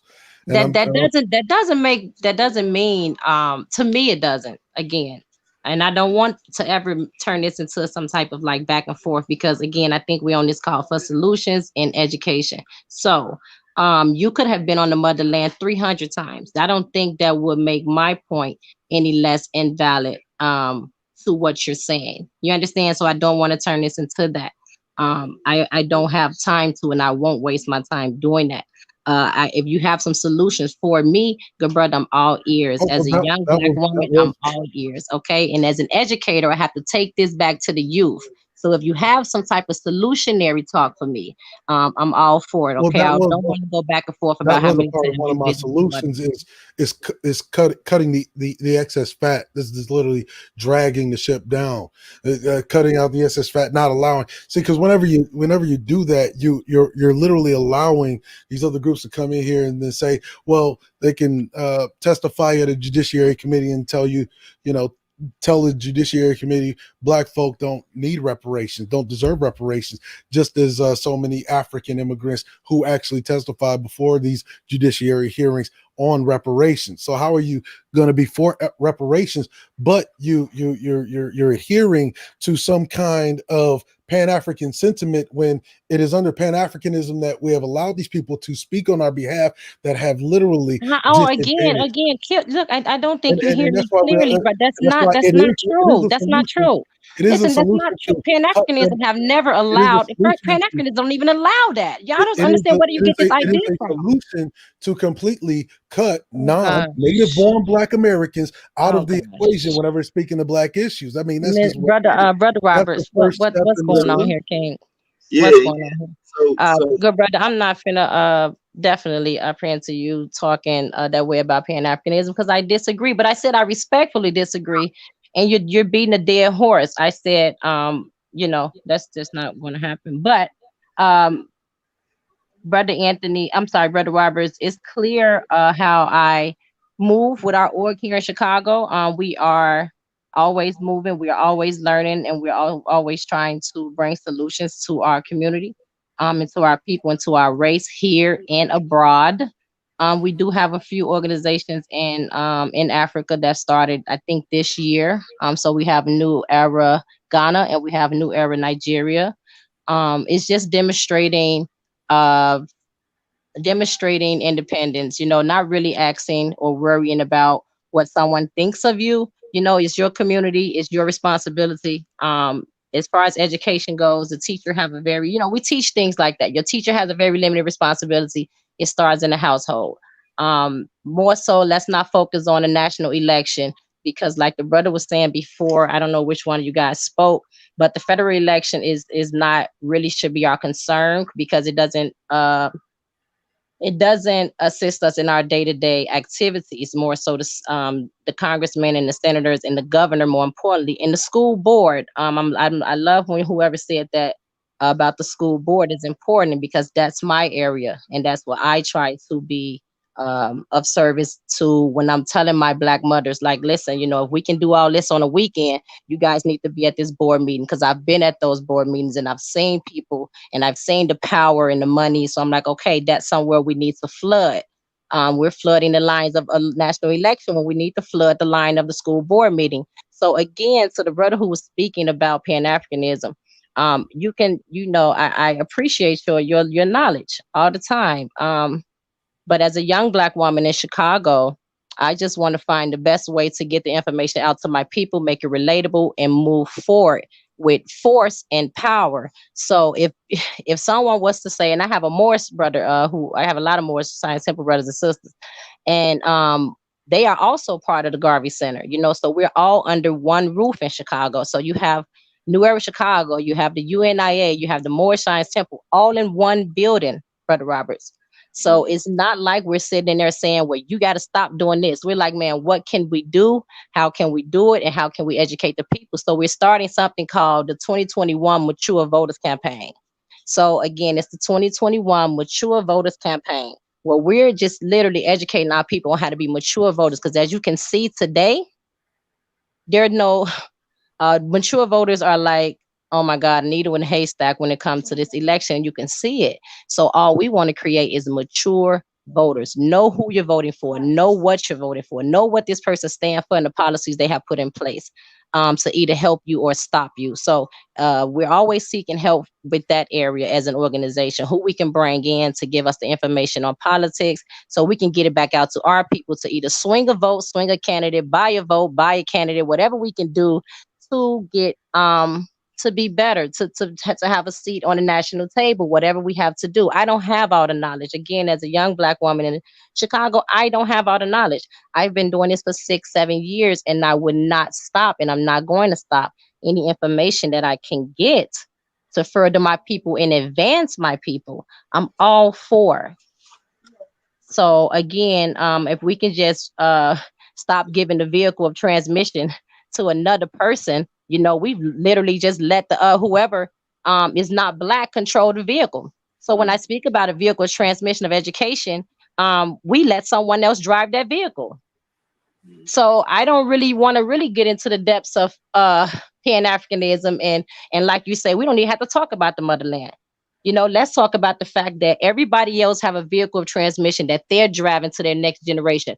We let someone else drive that vehicle right now. Someone else is driving our vehicle of transmission and miseducating our children. And for the next 10, 25 years, if we don't drive that vehicle, we are fucked. So we're letting the Chinese drive that vehicle. We're letting the Jew drive that vehicle. We're letting immigrants, Hispanics, everybody's driving our car, our vehicle of transmission. And we're sitting back, want to argue about stupid stuff. I'm not with that. So I have power. I'm a very powerful female here in Chicago as a revolutionary, as an activist. And I don't like using the term activist because it's not an act for me. But I'm just really, really have zero tolerance when it comes to something that we can backdoor talk about and hitting a united front on what we know and what we can do. Like, what force can we bring? Because we can't bring nothing else but force right now. Anything we do, it has to be with force. So again, Mr. Roberts, I think just making sure we control the vehicle. And we have to start that right now and make it relatable.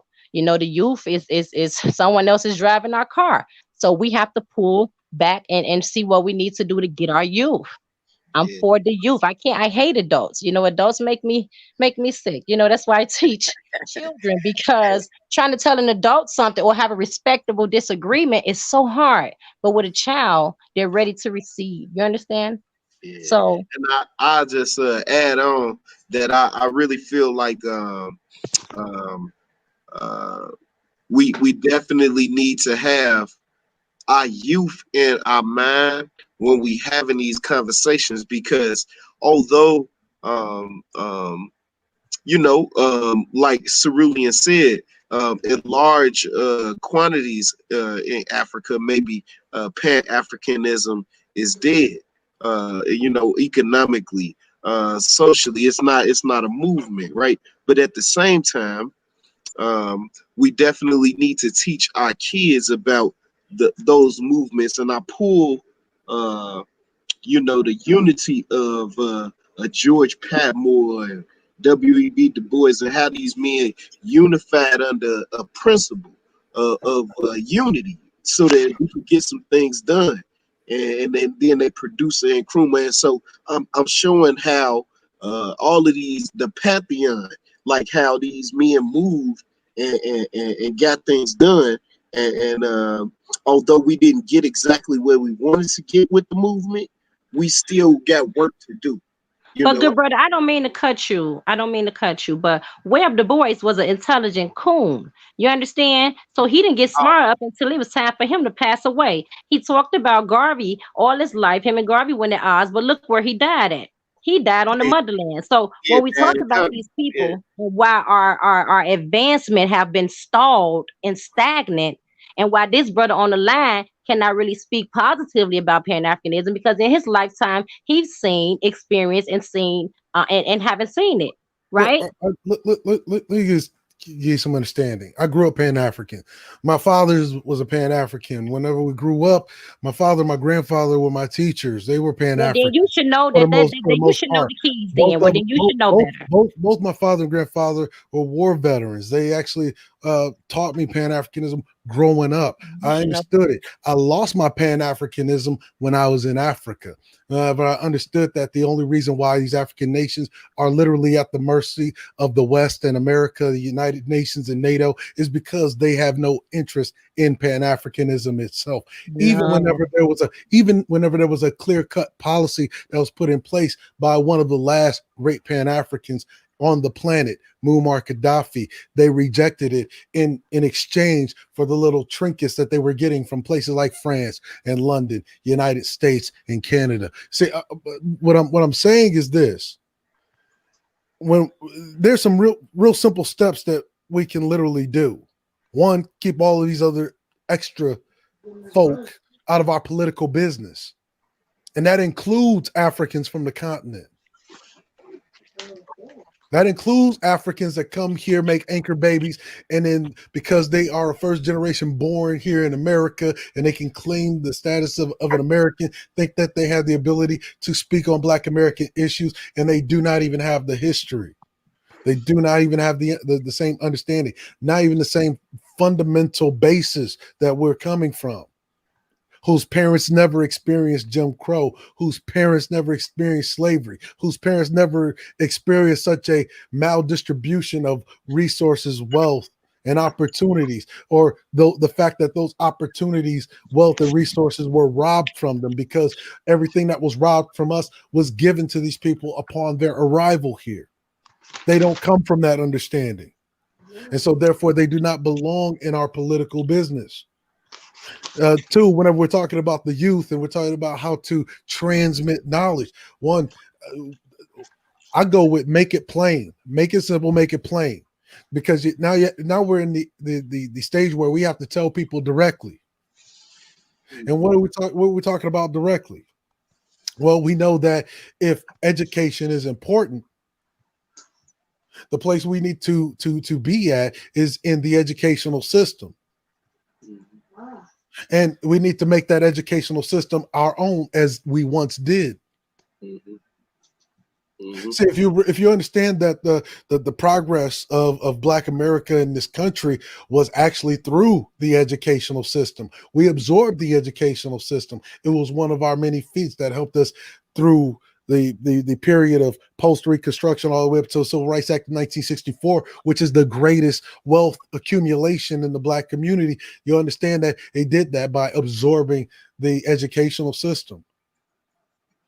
Until you had Title IX and affirmative action, which literally was a redistribution of wealth that transferred those jobs into the hands of majority white women. Okay, Gabriel, can I ask you a question? That's why we keep all these other people. And I don't care how liberal or how fair-seeming or good, even so-called white, what would be allies, or Hispanic, what would be allies, or Nigerian, whatever would be allies. We gotta keep them out of our political business.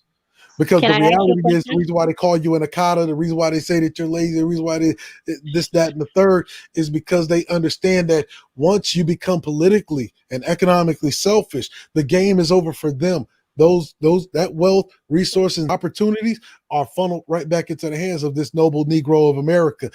But that means that somebody has to be left on the outs, because that is the curse of capitalism. Someone has to be on the bottom. We have to make the determination that it's not going to be us. I agree. That's what I want to get to. Like, how do we get there? Like, through politics, through economics, telling people directly. Don't have to have a big complex campaign. Telling people directly. You see rezoning happening in your community now. Five stages of organization. I create a video on that. Tells you how to get organized your local politics. If you don't know how to get organized, 5 stages of organization, you can also find on greatregime.tv /initiative or /the-initiative.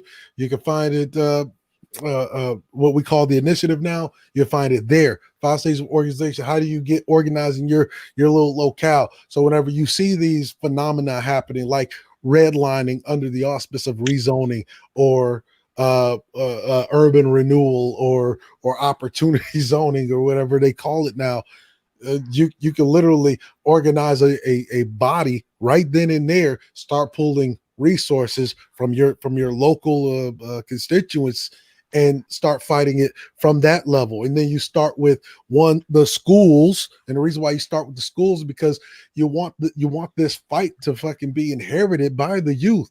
The youth get their entire political understanding from school. They don't get it from anywhere else.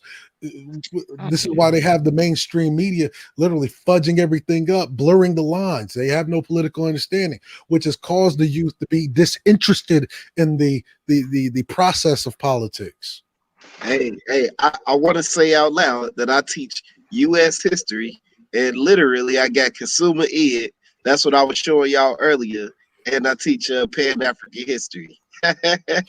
So I mean, literally, that's what my class is called, Pan African history. And so, thing, brother Rob, is I grew up Pan African. You know what I'm saying? Gosh. And I was told all of the great things. I was a rider for Pan Africanism, right? And then once upon a time, I got being attached to the military, I got stationed in a place called the Horn of Africa. HOA is the theater of operations was called the HOA, the Horn of Africa. Little place called Djibouti. There was a naval station there. And then about 50, 60 miles west of that, there's a place called Camp Lemonnier where I was at. Camp Lemonnier is the old French Foreign Legion base that America took over sometime in the 80s or 90s during the Mogadishu conflict. If you remember the Mogadishu conflict, they created a movie around it. It was called Black Hawk Down.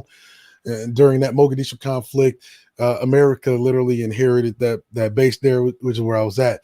From that base, I've been to over a dozen African nations, and it's typically the same thing over there. As a matter of fact, one of the greatest generals of our time, who is not Colin Powell, his name is Kip Ward. General Ward was given every benefit and every negotiating power that even superseded the Secretary of State. And you know what happened was that the African nations in North Africa, even they said, no, we want to deal with the white guy. We'll deal with the French general, not for any other reason than the fact that he had white skin. And even though Kip Ward was offering them a better deal. And so even from an institutional standpoint, that's based on what I know. And whenever I served there, it was under Second Marine Corps General Sadler, right? He was attached. Him and his Marines were attached to the USS Mount Whitney, and then whenever they took it over, this is all in the early stages, just right up until before the global war on terror even struck off. And so what I'm saying is from experience, and typically how it works is whenever you go to these African nations, you can go to the urban centers, the cities, the larger cities, and the people there, they're not very Pan-African. They don't really care for you at all. I mean, they call you all their little dirty terms. If you're a black woman in Ethiopia or somewhere in the Middle East or North Africa, you might hear the word sharmuta a lot. That's what they call whores and slaves. But yet it's only targeted towards a specific group. Those they refer to foreign women mostly as sharmuta. Sharmuta is a whore or a slave. Oh gosh. Okay. But whenever you get outside of the city limits, and this is what they talk about with the Pan-Africans, you get outside the city limits and you get to interact with the real people, right? Oh my God. When you get to interact with the real people, yeah, they're more accepting, they're more liberal, and they're more Pan-African. They love Negroes once you get outside of the city limits. Oh gosh, good brother. But the people that's in that city, that's running that city, no, there's pro Britain, pro London, pro pro KBR, pro Carlisle Group, pro whatever, pro white as they come. Okay. And if you're and if you're a place like Nigeria, if you're a person like me is like a kind of agnostic, they really ain't trying to hear nothing from you. Mhm. You better believe in the same God that they do, or they ain't even trying to talk to you. So it's obvious that we have some that we have some challenges if we were to try to go across the pond and and unite with them. I think it's been highlighted that we got quite a few challenges if we was to try to go across the pond. So what I want to kind of end the discussion on is our ability to organize and try to get things accomplished here in our locales.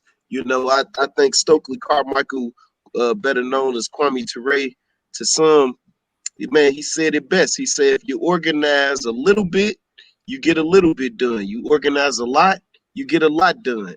But if you don't organize at all, you don't get anything done. You know, I definitely love the stream that you had did on organizing, and like the sister said, she is boots on the ground. So our perspective a lot of times is man, how can I take this conversation and give it to our youth? And because of their you know um the lack of education in the area of politics and how it work.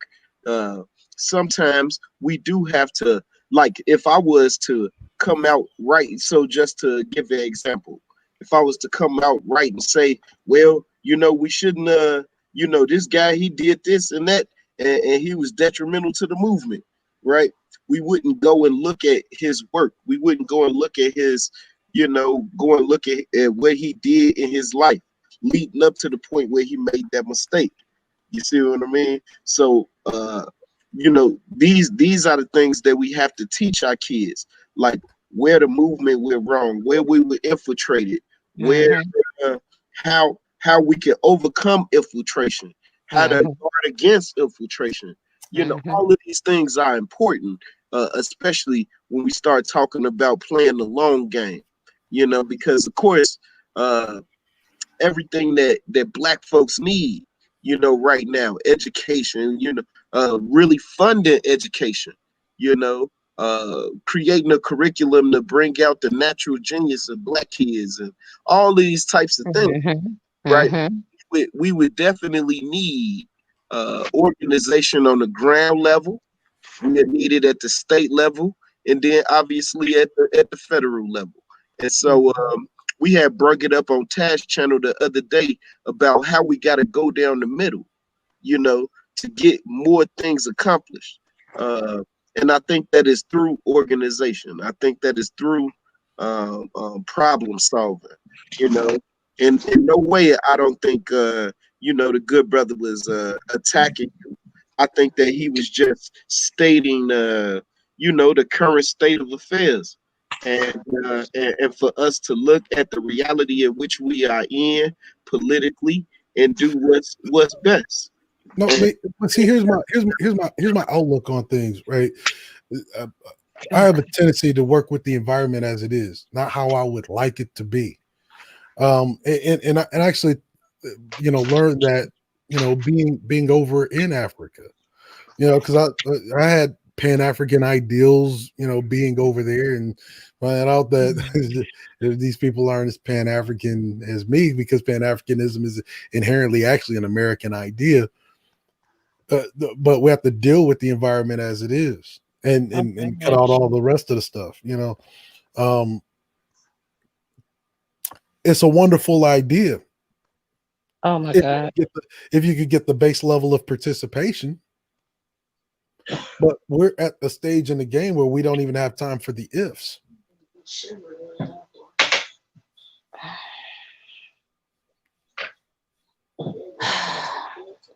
tenfold.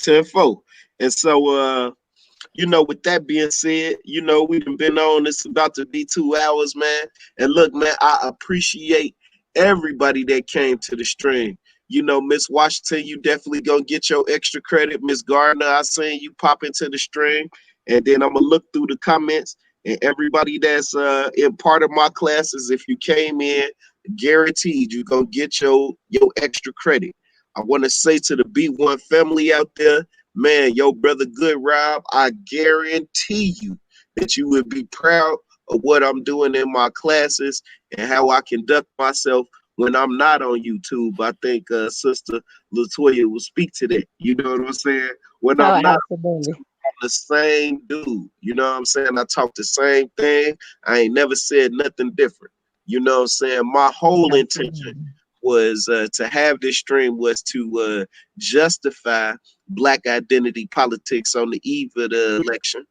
Um, for us to draw a little closer and understand that politics is a nasty game, and they will lie, cheat, and steal, and use propaganda to turn us against ourselves, to get votes, to do whatever is necessary to maintain a semblance of power.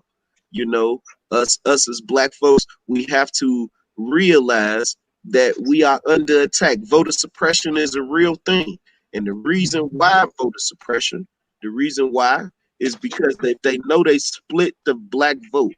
If they know they split the black vote, the demographics, they play well for both parties, but especially for Republican parties when we speaking about voter suppression and things of this nature. Redistricting. That was another topic that we had brought up. I would suggest that everybody go and take a look at the stream that Cerulean put up on redistricting. The brother shared some powerful information, and it definitely would give you a deeper insight into how national politics and redistricting on the local level can affect elections. We just got to get more involved overall, y'all, and just take a look at uh, how the game is played, and just try to either duplicate the moves that they make it and make better moves. I mean, that's literally what we got to come to. You know what I'm saying? It took me 2 or 3 days to explain why we shouldn't be attacking Ice Cube to my students. You know what I'm saying? And it's because of political naivete.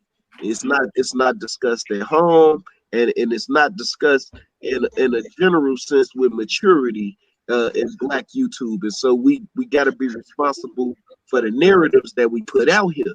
You know what I'm saying? And I was hoping to just give more perspective and add maybe another layer with some of the great minds and personalities I got on the panel tonight. But I want to give everybody their chance to give their final words. And so brother Moses, you know what I'm saying? Of course, I still want to chop it up with you, King, because I want you to come and speak to my consumer ed class. But man, if you get your final words for this evening, good brother. Yes, sir. Let me go on and turn my camera on for it. B1 Brother Moses, man. When I come speak to the class, I have an assignment here that's already pre-ready for you all. And what we're going to look at is some of the instances where right here in America, former slaves during that Reconstruction period and those who were born free. So that era where they were starting to erect their own colonies, their own cities, their own state municipalities, where that level of sovereignty that deals with an identity politic, such as that we see for the natives or the Indians, if you prefer that term, who did receive reparations in some form, but were allowed to exist in a relative state of peace, with the exception of the broken treaties and such, and intrusion upon even those treaties or those land grants. The reason I bring it up, though, is the one that I'm looking at is Mound Bayou, Mississippi. And I want you all to check that out before I come on and have the conversation with you. And once we meet, I'll break down some of that information. It was an African-American who was allotted a land ownership right. More than 8,000 ended up coming and joining that community, and they established it from a wilderness. The train stopped and they got off the bus. They got off the train rather. And where they got off, they had to develop that land with their own hands, their own form of land, their own government, their own everything, businesses. No white man could own land not a square foot of property inside of those segregated communities were Black folks. And there's many examples like that. So we'll do a case study on that one just to complement the curriculum that you showed today, Brother Rob, which is that assignment that says you're developing a city. And I love the mentality of developing a city right here. And if you can have that mentality to develop a city right here, then of course you're mature enough to be able to develop a city on land allotments anywhere in the world for those who ascribe to the Pan-African view. I am one of the mind that says we have work to do to develop that here, whether we look at it from politics or economics or a spiritual sense and just reclaiming our own Black identity as a Black identity politic. But that is a hell of a curriculum. Education, as we continue to navigate the best messaging around Pan-Africanism or Black nationalism as the pathway to liberation. Understand we have examples of both where successful African American descendants or American descendants of slavery, Blacks have thrived. And so I'll give you that message. I'm B1 Brother Moses. And man, it has been a privilege and an honor. I love listening to Cerulean Gray break down the information. And I love just as equally hearing the story from my sister who is a part of the UNIA and some of the great works that she's doing. Her perspective is valuable. And so I appreciate you too, Sister Latoya. And Bro Rob, you already know. Hashtag 2020. Mask off. I am Bro Rob. Your concerns are my concerns. What Yes, happens in sir. Chicago affects me here in Arizona. So I love you all. Yes, sir. And thank you so I much. gotta, man. Eventually, I'm gonna get my family down there, man, so we can enjoy some of that good old weather down there. You know what I'm saying? It's about to be cold up here, boy.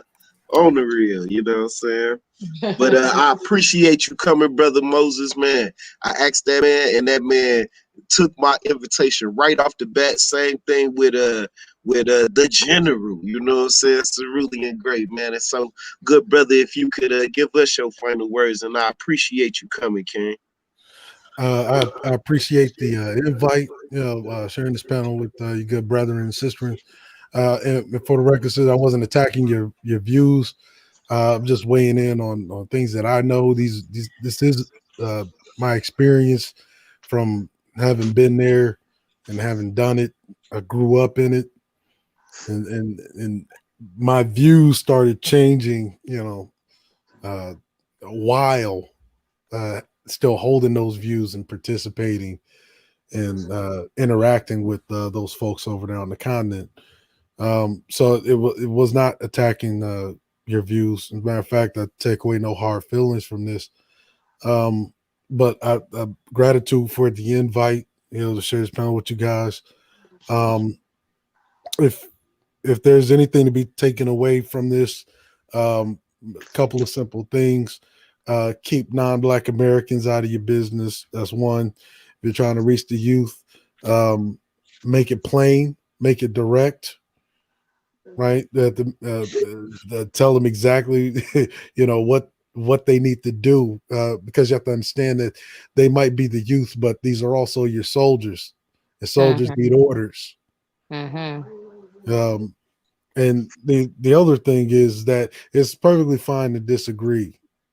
A lot of times we get into this mode to where we try to make mortal enemies out of people that we disagree with, who literally share our philosophy and goals. Just because you disagree with them doesn't mean that you have to make them a mortal enemy, especially if they are a native-born noble Black of this country. Third, let's say, salute to the nation. Long live the Black nobility. Bliss. And I must say, in his defense, that I've always known him to be a pragmatist, and so that's why I could say with confidence that I didn't think that he was attacking you. I thought that he was just stating like he so eloquently put his opinions about Pan-Africanism as it exists today. I don't think that takes away from the history of the movement in any way. And people like CLI James that told our story. We definitely need to get into those stories so that we can see uh, um, the fibers of courageousness of our people being brave in the face of insurmountable odds, you know. And so, with that being said, you know, man, sis, I love and appreciate you coming and letting the people know what you're doing here in the city of Chicago. Y'all are doing a powerful work. Um, you know, I wish I had more time to put into what I do in the city, and all it really is a matter of making time. And so I love the fact that I'm working with y'all. I chose Chatham, and Chatham chose me. And so if If anybody, I could add another thing, man, if people understand the significance of Chicago, you'll understand why mainstream media always makes it like a talking point that they can attack, right? They caricaturize the black citizenry of Chicago. And that's why if you're looking at Chicago, understand that it has great political and strategic significance. One, you're talking about the heart of America. mm-hmm, mm-hmm, Yes, sir. And when you're Straight talking up. about Central America, you're talking about distribution not only of physical goods but of the consciousness of America literally exists there. And I'm Literally, talking about all the things historically, in all that senses, man. Chi-town. Y'all stand mm-hmm. up, man. And I mean, you know, I love our city. I want to make sure that y'all know. I teach our kids about the history of Chicago from beginning to end. I teach from Jean Baptiste Chicago all the way up till now. So I teach about the policy kings. I teach about I'm eventually. I mean, of course, we are at the beginning of the year, but I'm gonna teach because about if the you don't policy know, kings. I'm gonna teach about the Johnson brothers. I'm gonna teach them our history, and I don't want anybody to be worried about that. You know what I'm saying? But Hey, teach, brother. sister, but yeah, but what I'm sister, saying was when it comes to Chicago, you have to understand its political and strategic significance. It has been a test bed. It has been a test bed for all things policy. So if they could get off certain policies in Chicago, they understand you can get it off anywhere. And the reason why I'm saying that is because that is the heart of America. America's consciousness literally was born and rooted there.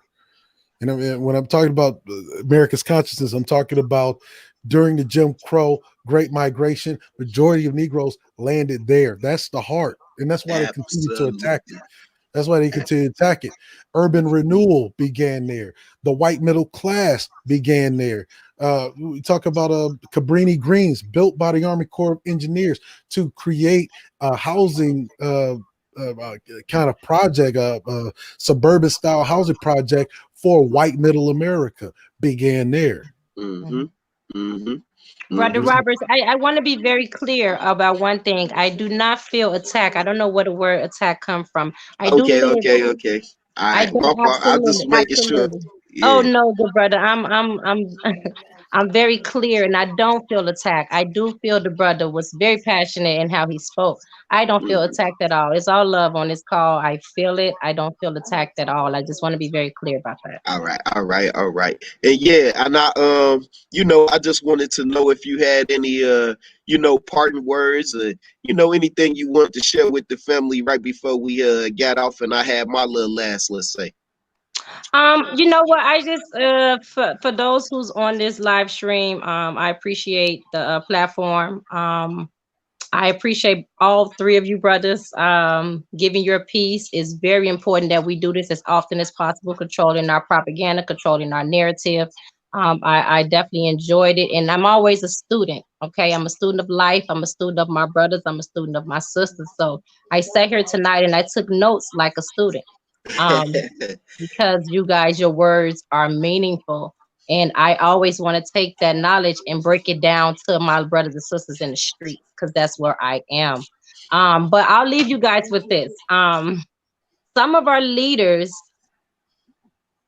really think that, and they flatter themselves, but they really think that the problem is going to go away with Black and white America by working itself out. I never want us to be that stupid. I never want us, and I have 2 children of my own, to think that this problem that we have as Blacks in America is going to just go away somehow, some way on its own. It's not. It's going to take force. It's going to take power, but most importantly, it's going to take organization. And that's at every level of government, every level of education. It's going to take organization. So we're going to have this problem 20 years from now if we don't start organizing now at every level. So I encourage any Black doctor, any Black nurse, any Black realtor, any Black person in any with any skill to teach it to the youth. We're lacking that. So family, let's pick up our unity and our organization, and always be forceful and powerful. And that's my piece. I love sis, man. Thank you for coming. Thank you for accepting the invite, even on the last second. You know what I'm saying? On the real, you know what I mean?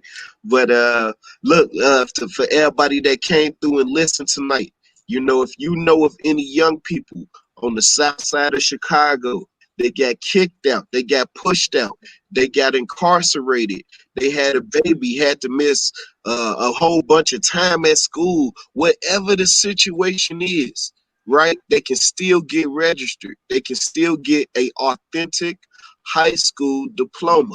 Now, am I saying that we just gonna give it to you because you signed up? Absolutely not. That is not what I'm saying. You are going to have to earn it. You're going to have to get credits. You're going to have to do a portfolio, all of these things. You're going to have to do some things in order to get it, right? But you can still get registered. You go to chathamacademy.org. Go to chathamacademy.org. You can find us on Facebook. If you like what you heard and you want to donate to our Christmas fund, because the Thanksgiving it's already paid for by our executive director, Miss Lisa Williams. She is feeding 200 families, y'all. It's already paid for, so that gives me, you know, time to allow y'all, if y'all, you know, want to support Chatham Academy, all you have to do is $ Chatham Academy. To go to Cash App. If you donate there, just say Brother Rob sent me, so that Miss Williams will know that I'm doing my job. Yeah, you know I'm saying? Yes, sir. Listen now. We are a non-for-profit organization, right? It's Williams Youth Services. And we work through a charter called Youth Connection Charter Schools. We work with Chicago dropouts, if you will. If I, you know, just for me to be frank, they dropped out of high school, right? They come to our school and we get them back on track. Now, y'all that heard the saying, you lead a horse to water, but you can't make them drink. We push their head in, y'all. That's what we do there. Absolutely. You're going to succeed with us. There are no other. You can either do good or you can do good. That's all you got. Absolutely. You know what I'm saying? Because you're going to succeed with us. We are a Black first school. You know, if you got to take U.S. history or another either, or you need some alternative classes to get to your credit level that you need, right? Those classes will be with me in consumer ed and Pan-African history. So you get me. Oh man, I can't wait. I can't wait to get in the class tomorrow. Well, not tomorrow because we out for the election, but Wednesday. All you funny looking kids that didn't come, oh, I got something for you, fam. You are hilarious, big brother. You are hilarious. Oh, wait till we get on live stream Wednesday. You didn't need this extra credit? Nigga, I got something for you. Oh, yes, I do. And that's the truth. Miss Washington, thank you for coming. Miss Gardner, thank you for coming. As for the rest of y'all, I will see y'all Wednesday. Yeah. So peace and love to the B1 family. Taz Exclusives, thank you for coming. To our big brother George Macon, thank you for coming. To my panelists, love y'all. Thank y'all for for making me look good, making me look smart tonight. You know what I'm saying? And on that note, man, peace and love, and I will see y'all later. And I'm gonna end on this. It's a quote from Martin Luther King, and this is what he say: "There is nothing more dangerous than sincere ignorance and conscientious stupidity. We have a moral obligation to be intelligent." All right, y'all.